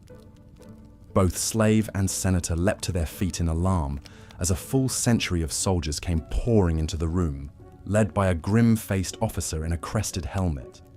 The men quickly surrounded Felix and Cicero, swords drawn and leveled at their throats.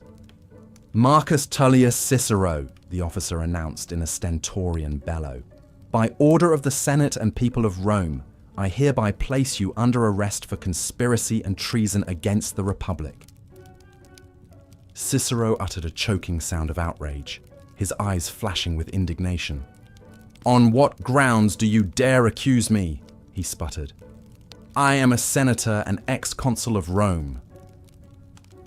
But the commander was unmoved by his protests. "Evidence has been presented of your secret collusion with Catiline and his rebellious followers. You will come with us to face the judgment of your peers." At a curt gesture from their leader, 2 soldiers seized Cicero by the arms and started to drag him bodily from the room. For a moment, Felix remained frozen, paralyzed by shock and terror. But as he watched the venerable statesman being hauled away like a common criminal, his feet suddenly propelled him after them, heedless of the armed soldiers on every side. "Wait!" he cried out desperately. "This is all a terrible mistake. My master's message will surely prove Cicero's innocence." The commander whirled around, his eyes narrowing with suspicion at the young slave who dared to interfere in official business. "You have this message, boy?" he demanded incredulously. Felix patted his tunic and belt frantically, only to realize with a sickening lurch that the wax tablet was no longer in his possession. He must have left it behind in Cicero's study in his confusion. I did, Domine, he croaked miserably, his voice barely above a whisper. But it seems to have been mislaid. A likely story, the officer sneered. He nodded curtly to one of his men. Seize that slave as well. If he is in league with the traitors, he will face the same justice. Felix had no time to protest before rough hands grabbed him and iron shackles were clamped around his wrists. He could only watch in numb horror as he was dragged in chains from the once gleaming mansion that now seemed as dark and ominous as a tomb. As he stumbled into the street behind Cicero and their grim-faced captors, Felix trembled with the terrible realization of what likely awaited them both: agonizing torture and humiliating public execution, the standard punishments for traitors to Rome. An ironic fate indeed for two men who had only sought to serve their masters and their republic. In that moment, Felix saw with brutal clarity the cheapness of a slave's life in the eyes of Roman law and society. It mattered not that he was an innocent pawn, unknowingly entangled in a deadly political web. His word would count for nothing, his testimony less than worthless. As a slave, he was but an expendable commodity, his death as insignificant as the swatting of a bothersome fly. Tears of anger and dread welled in Felix's eyes as the soldiers marched them through the awakening city streets, back towards the Forum and their inevitable judgment. He could only pray to the gods, who had so cruelly abandoned him for a swift and merciful end, and that oblivion would wipe away the stain and suffering of his ill-starred existence. The grim promise of Elysium seemed a cold comfort for the brutal realities of a Roman slave's life and death. As they emerged onto the crowded square, a raucous mob was already assembling, drawn by the rumors of a senatorial trial and the prospect of bloody spectacle. Felix shrank back in horror, trembling at the thought of Drusus's wretched fate and the certain knowledge that his own broken body would soon be on public display. A pitiable warning to other slaves who dared to dream of a better life. But as he was thrust, stumbling onto the tribunal steps, Felix suddenly glimpsed a startling sight that kindled the slightest spark of desperate hope in his chest. There, standing tall and resplendent in the golden sunlight, was his master Senator Flaccus, quietly conferring with the praetor and a knot of other stone-faced patricians. Felix's heart leapt wildly, even as his mind tried to tamp down the treacherous flames of optimism. Could it be that his master had come to speak on his behalf, to assert his innocence in this wretched affair?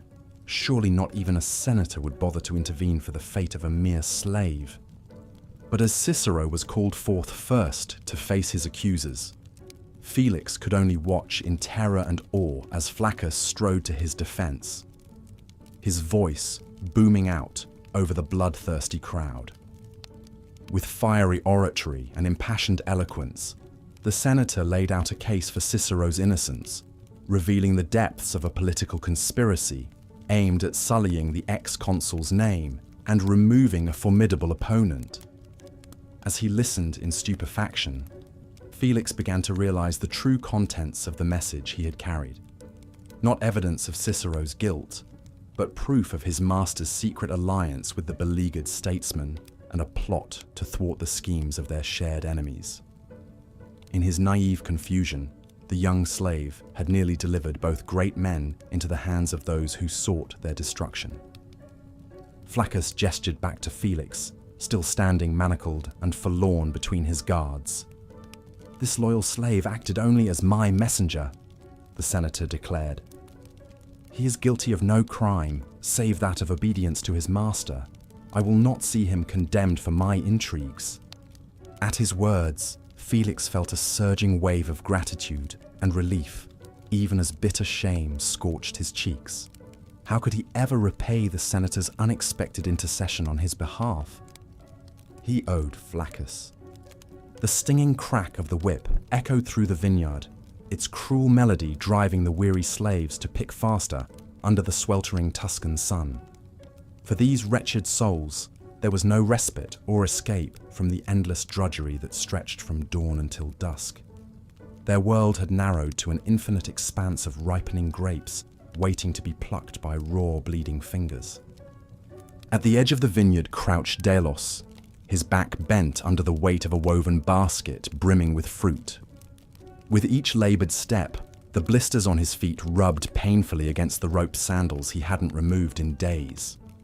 The other slaves moved mechanically around him, their faces blank, as if their minds had detached from their aching bodies as a merciful release. Only a month before, Delos had been a simple herdsman tending goats in the mountains of Thrace. Then the legions had come, burning his village and slaughtering all who resisted. In the blink of an eye, he'd been reduced from a free man to a piece of property, sold at auction to his new Roman master. Now he was just another nameless laborer, toiling on one of the endless latifundia, the massive slave-worked estates that churned out the agricultural plenty that kept Rome fed. There were thousands of these plantations dotting the Italian countryside, some sprawling across hundreds of square miles.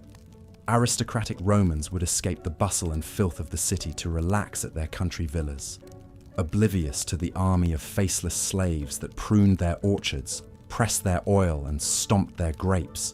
The latifundia ran on economies of scale, squeezing profits by working slaves to the bone while feeding and clothing them as cheaply as possible.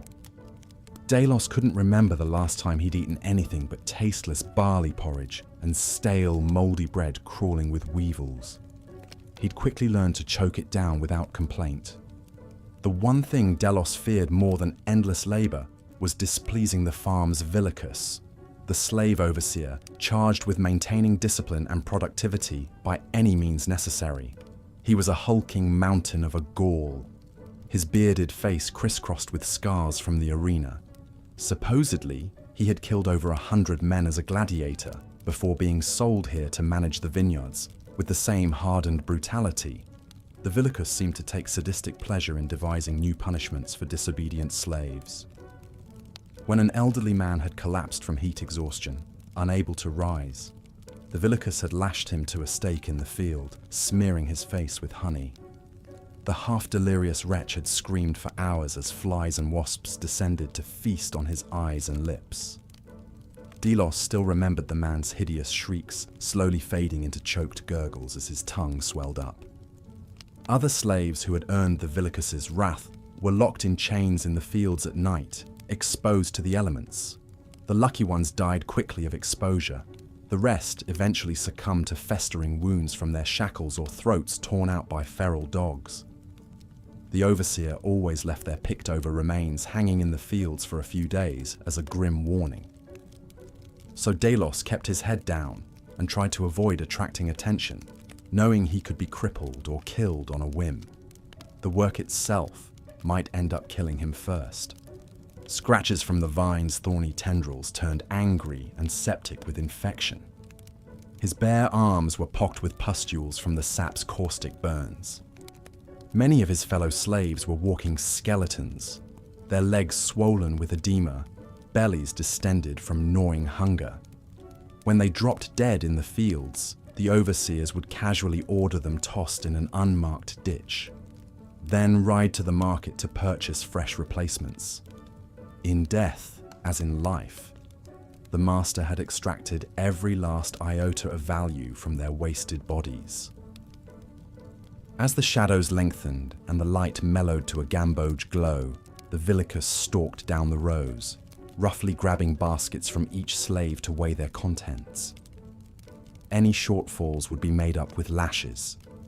Delos held his breath as the overseer upended his basket onto the rusted scale, exhaling as it settled a hair's breadth above the required weight.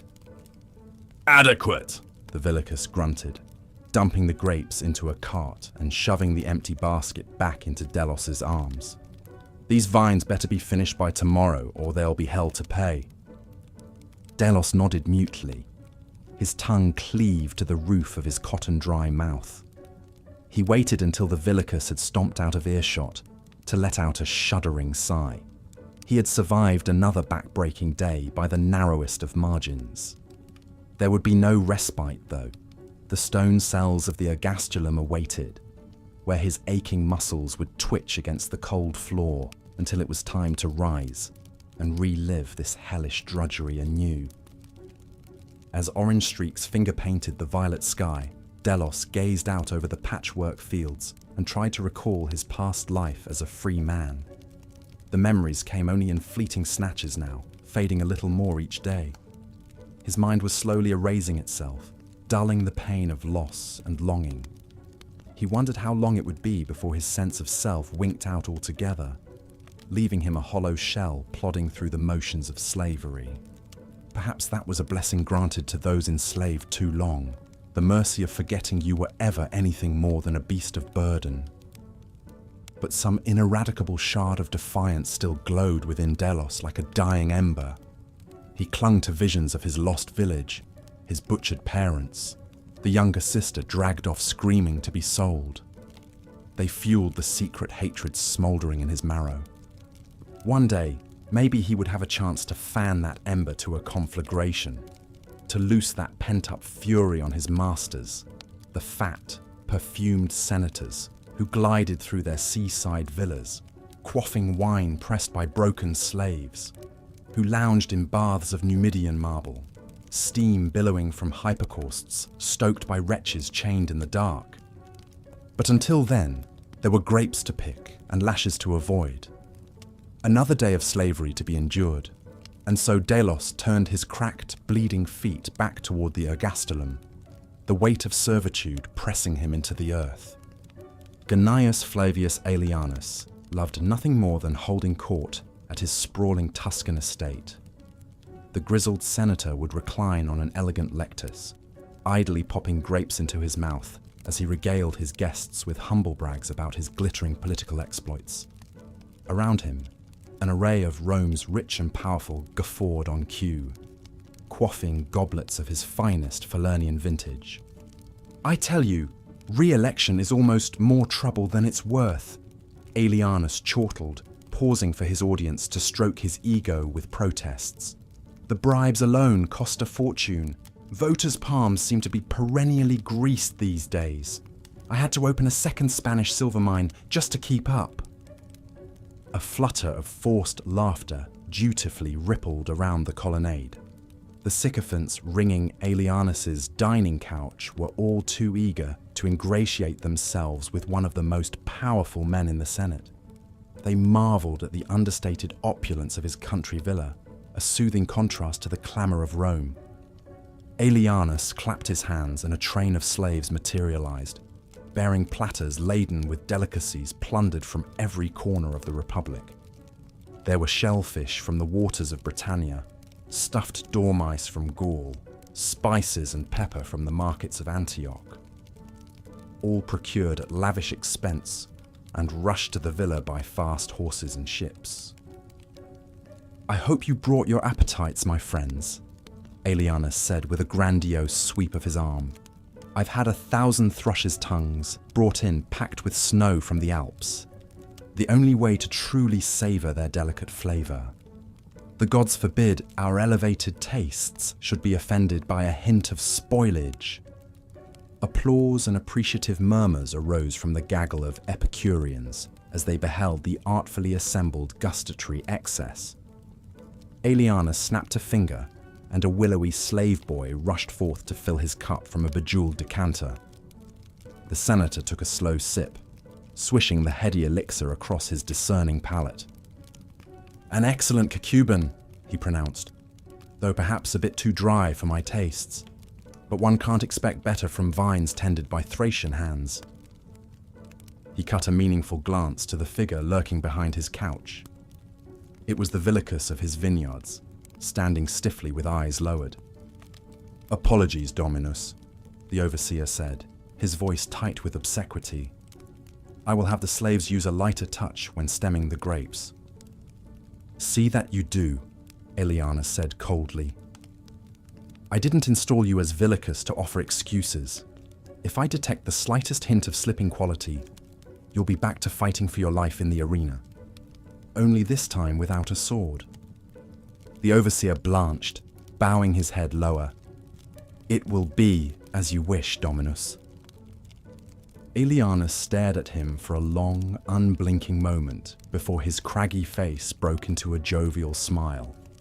He turned back to his guests, holding out his cup for an attentive slave to refill.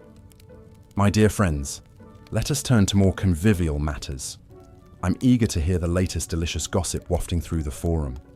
Regale me with tales of which esteemed senators are secretly taking it Greek style from their slave boys."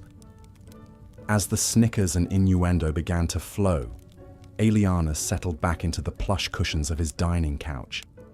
This was the life, the just deserts of a man born to rule.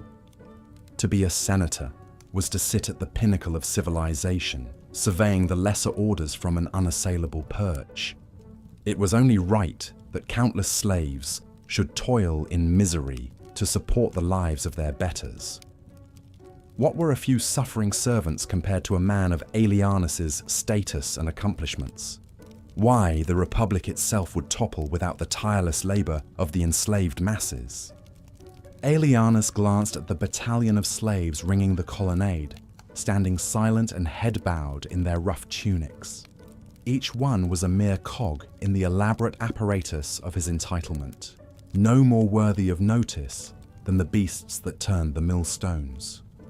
He rarely thought of them at all, except to bark an order or dole out a beating. And why should he?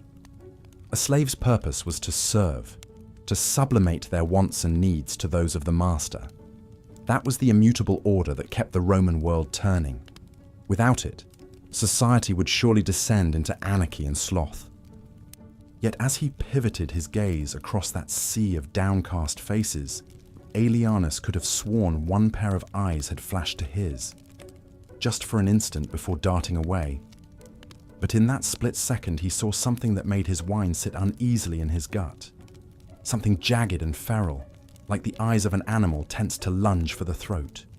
The moment passed, and Aelianus shook off the unsettling sensation, taking a long draught of cacuben. He had 1,000 more important things to ponder than the imagined impudence of slaves. And yet, for the rest of the night, an almost imperceptible itch of disquiet lingered at the edges of his awareness. Even he couldn't say why, but Aelianus suddenly regretted letting the gladiator-turned-villicus discipline the field hands however he wished. Perhaps it would be wise to rein in some of the brutality on his estate, lest it breed dangerous resentments. He resolved to have his son increase security on their next visit, just in case. Yes, it was always prudent for a man of power to watch his back, because you never knew when the lowliest slave might one day find the courage to bare his fangs. The rhythmic clacking of the loom battens reverberated through the warm, close air of the gynoeceum. Dozens of slave women hunched over their handiwork, stooped backs protruding from drab tunics as they passed shuttles and picks back and forth with deft, weary fingers.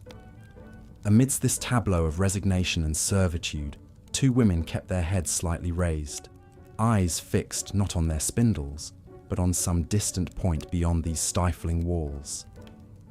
Syphax and Hasdrubal were sisters, Numidian princesses captured after their father's failed rebellion against Rome. Where once their days had been filled with riding bareback across swaying grasslands, now they were yoked to the tedium of turning wool to thread. The sisters' regal bearing and swarthy beauty had not gone unnoticed by their new masters. They had quickly been given the choicest tasks, set to spinning and dyeing rather than scrubbing and scouring. Their hair was allowed to tumble in inky cascades over their shoulders instead of being shorn to bristles. Each wore the hint of kohl around her eyes, a forbidden cosmetic luxury. It was obvious why. Their masters wanted to keep them pretty enough to grace their beds. Since being dragged in chains to this place, Syphax and Hasdrubal had been forced to endure the nightly indignity of serving as concubines to the men who had slaughtered their people. Yet even as their bodies were violated and defiled, the sisters refused to let their spirits be broken. With each thrust and groan of their grunting defilers, they would retreat inward, steeling themselves with dreams of vengeance. Every night, as rough hands groped their flesh, they sank deeper into fantasies of the knife, of drawing a blade across a flabby white throat and watching the arterial blood spray. As the lesser slaves cast sidelong looks at the princess's swaying forms, the sisters just smiled enigmatically, lost in visions of burning villas and Roman heads mounted on pikes. They whispered to each other in their native tongue, keeping the ember of defiance aglow beneath a facade of meek obedience. One day they would shatter these chains. They would show their captors that a slave's hate only grows hotter and keener with the slow passage of enslaved years. But until then, there was wool to card and thread to dye, another shift of drudgery to be borne in mute forbearance. And so Syphax and Hasdrubal turned back to their spindles, faces schooled into masks of blank resignation. Their masters watched from the atrium, chuckling lecherously as they anticipated breaking the wild Numidian fillies yet again tonight. They thought they had tamed the sisters, pounded them into docile submission. Little did they know, buried deep in the flesh they routinely despoiled, the seeds of rebellion were quietly taking root. The streets of Rome teemed with the full spectrum of humanity, from aloof elites gliding by in perfumed litters to gaunt peasants hawking fly-specked wares. But some of the most wretched figures were the ones most easily overlooked, the public slaves scurrying about on the state's business. You could spot them by their close-cropped hair and rough tunics emblazoned with SPQR. Unlike domestic slaves, whose masters at least had a vested interest in keeping them marginally healthy, public slaves were utterly disposable. If one collapsed in the street, their overseers would simply requisition a fresh replacement. There was no task too degrading or dangerous for these chattel of the state. They cleaned public latrines reeking of uric acid and feces. They scraped human grease from the bottom of bathhouse plunge pools, gagging on the stench. They dragged animal carcasses out of the Tiber, bloated and discolored with putrefaction. Most horrifically of all, some public slaves were put to work as executioner's assistants in the arenas and on the Gemonian stairs. They would cart off headless corpses or scoop entrails back into the slashed bellies of vivisected wretches. The lucky ones got to process those killed with a single sword stroke. The unlucky dealt with what remained of those crucified, burned or drawn and quartered. These slaves scuttled through the city like cockroaches, reviled and ignored by all. Their tunics were perpetually crusted with blood, shit and pus, the fluids of Rome's vilest tasks. They dared not meet the eyes of citizens, knowing the revulsion and disdain they would find there. It wasn't uncommon for a public slave to take their own life, rather than face another shift of unrelenting abasement.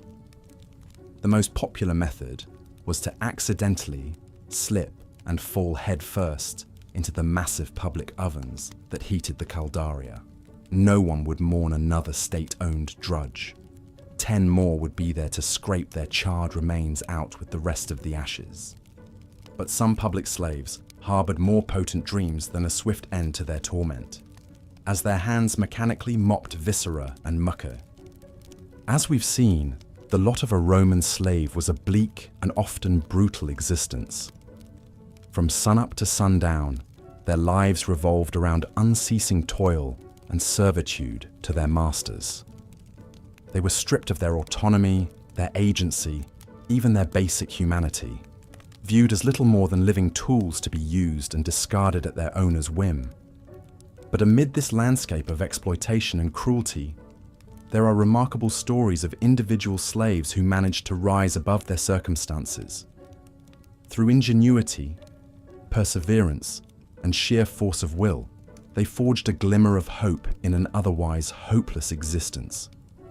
Perhaps no tale better encapsulates this than that of Epictetus, one of Rome's most renowned Stoic philosophers. Born a slave in the 1st century AD, Epictetus spent his youth in servitude to a brutal master named Epaphroditus. As a secretary in his master's household, young Epictetus would have been at constant beck and call, his days filled with endless dictation, correspondence, and clerical drudgery. Yet even in bondage, his keen mind and curiosity shone through. Epaphroditus, himself a former slave who had earned his freedom, recognized Epictetus's intellectual gifts. In a rare act of generosity, he allowed the young man to study philosophy under the Stoic master Musonius Rufus. It was a fortuitous turn of events that would shape the course of Epictetus's life and cement his place in history. Stoicism, with its emphasis on virtue, reason, and self-mastery, held a natural appeal for a brilliant young slave. Its teachings provided a framework for rising above suffering and external circumstances, for maintaining dignity and purpose even in the face of oppression. Epictetus threw himself into his studies, devouring the works of Stoic giants like Seneca and Chrysippus. Even as a slave, Epictetus began to build a reputation as a philosopher and teacher.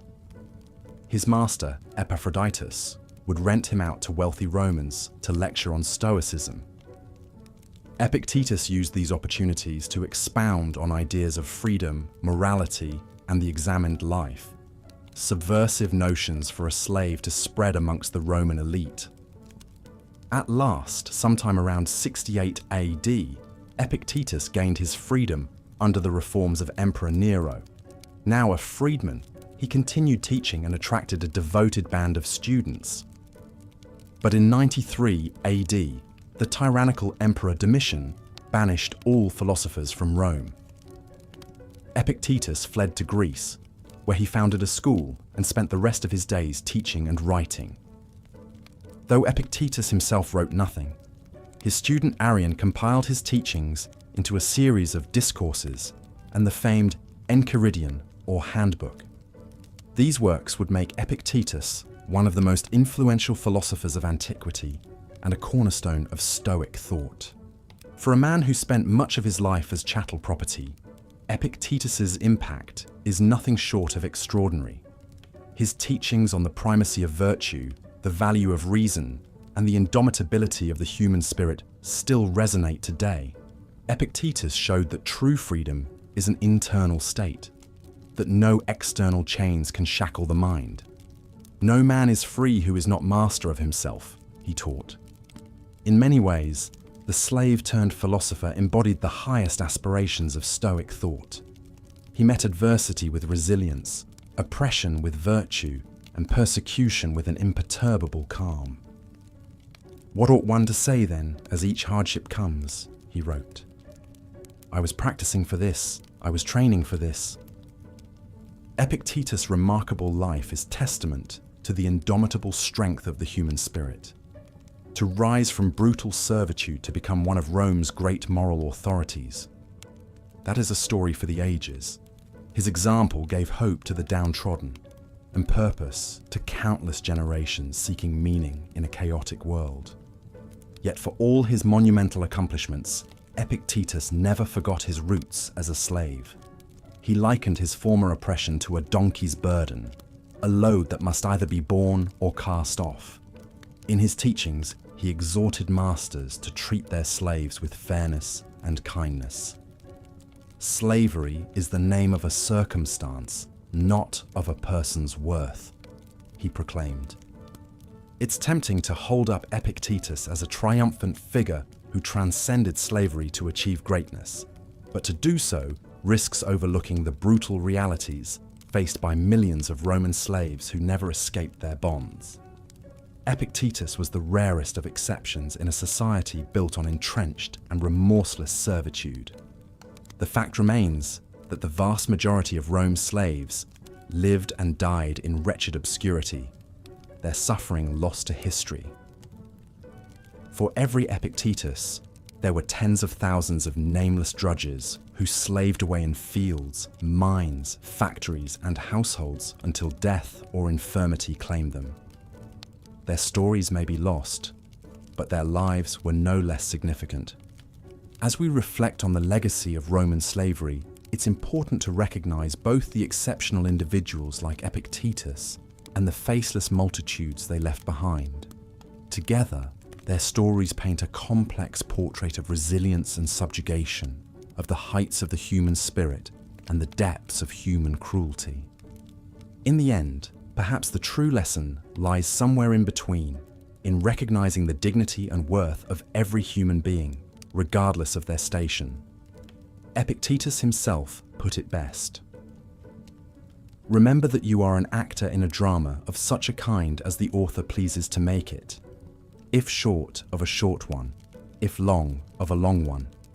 If it is his pleasure, you should act a poor man, a cripple, a governor, or a private person. See that you act it naturally, for this is your business. To act well the character assigned you. To choose it is another's. The Roman slave may have been assigned a wretched role, but their struggle was no less dignified. Their oppression was not ordained by nature, as the Romans believed, but imposed by the cruel hand of their fellow man. In the face of such injustice, even small acts of defiance, of kindness, of learning, of simple survival shine like beacons in the darkness. So let us remember the Roman slave, not only the heroic few, but the forgotten many. Let us honor their struggles and draw strength from their example. And let us recommit ourselves to building a world where the dignity of every human being is cherished as an inalienable right. For in the end, we are all assigned a role in this great drama of life, and it is up to us to act it naturally and well. The lonely, tortured lives of slaves condemned to toil in the mines and quarries of Rome is a harrowing yet often overlooked chapter of this brutal institution. Far from the bustling streets of the eternal city, thousands of wretched souls were banished to a dark, confined underworld, where they labored in abject misery until their deaths. These subterranean hellscapes were like gaping wounds cut deep into Italy's picturesque countryside. The most notorious was the Lautumiae prison in Syracuse, a sprawling network of tunnels and galleries gouged out of bedrock to harvest precious limestone.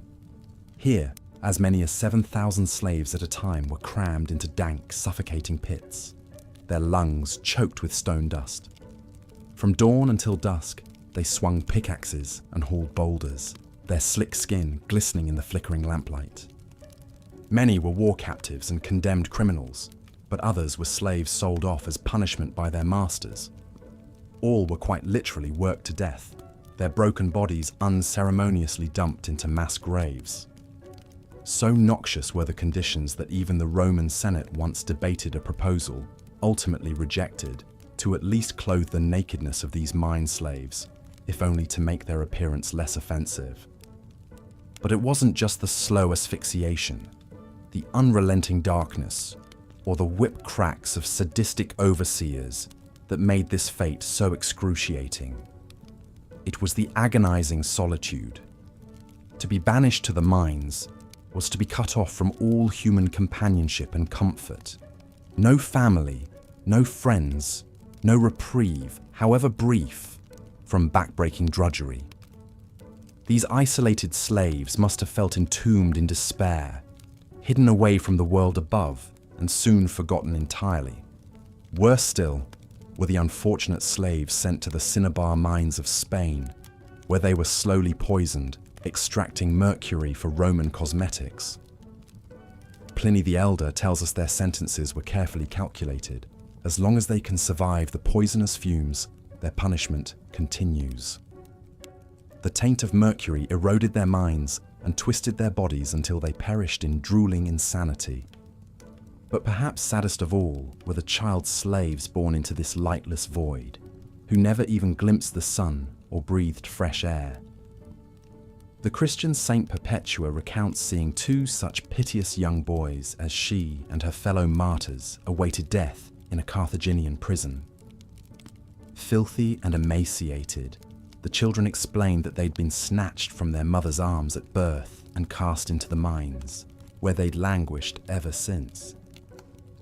In a perverse irony, the refined marble that adorned Rome's gleaming temples and pampered elites' luxurious villas was chiseled by these faceless spectres wasting away in the underworld. The slaves who quarried, cut, and polished these exquisite stones were not even granted the small dignity of setting foot in the glorious edifices they died to build.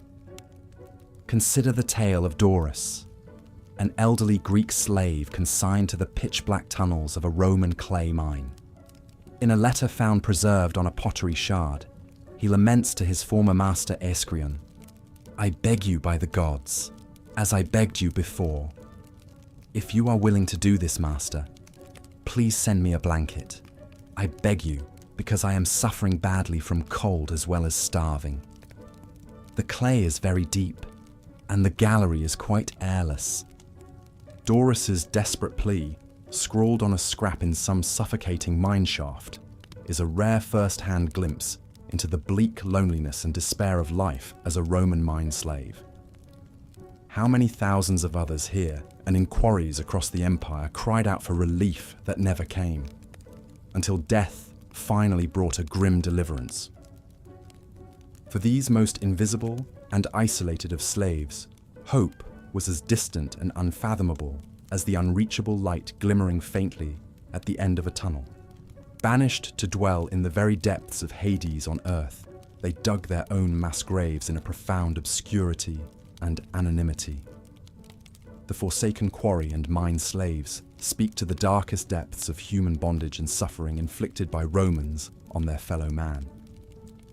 Turning from the subterranean isolation of mine slaves, we emerge back into the sunlight to witness another class of servitude defined by skill and splendor rather than shadows.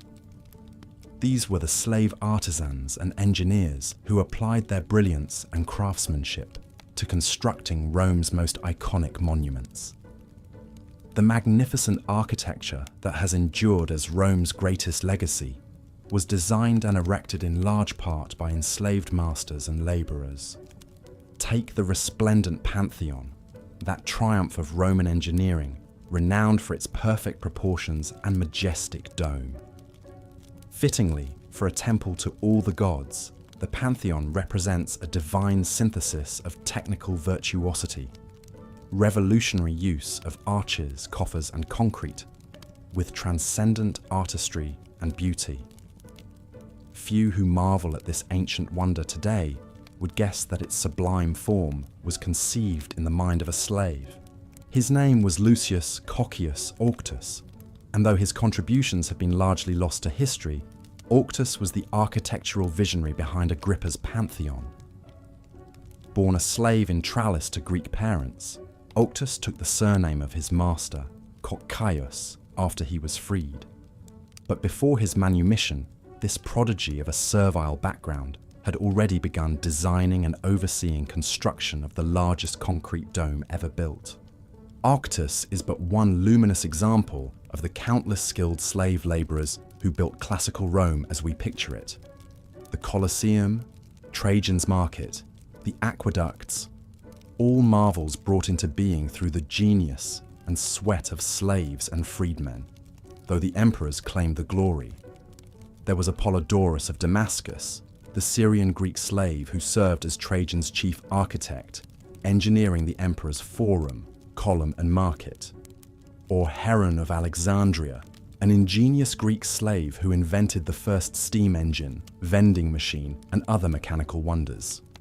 While slave miners languished in hellish anonymity, these slave savants and artisans labored in a different kind of obscurity, their talents co-opted and identities eclipsed.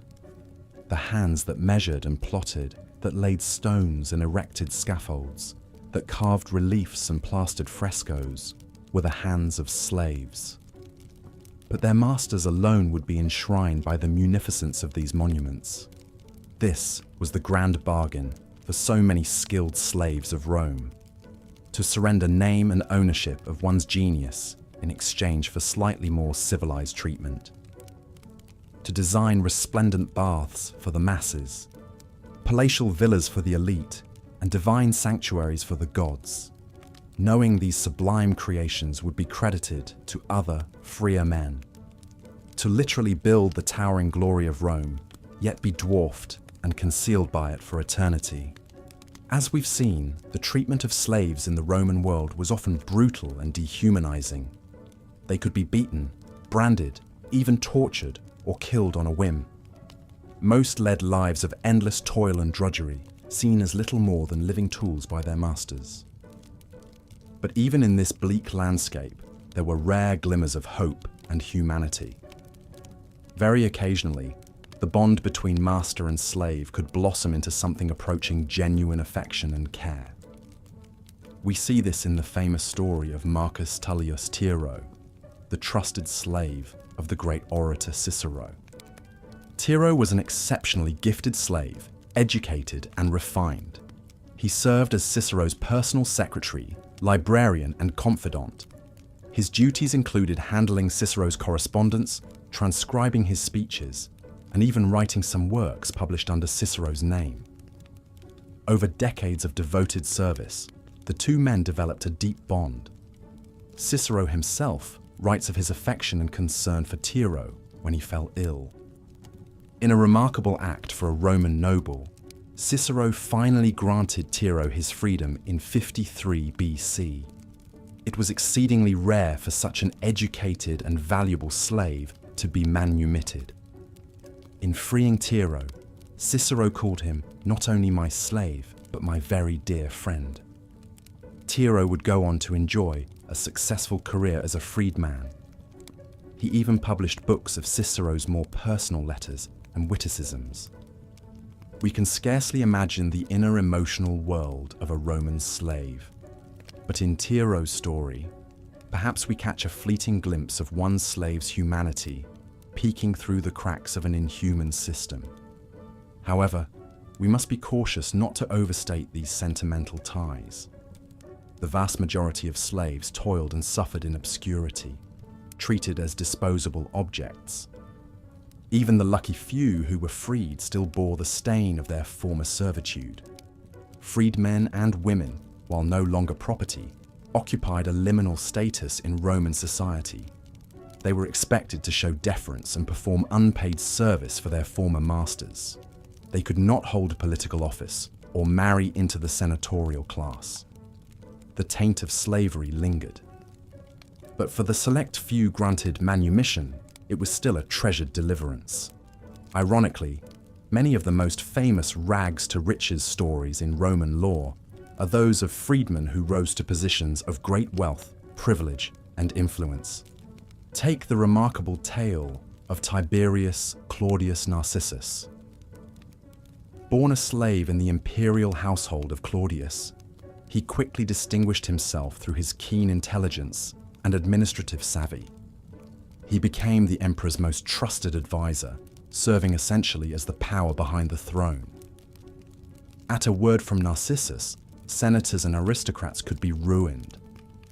Through his close relationship with Claudius, Narcissus amassed a fortune and wielded unprecedented influence for a former slave.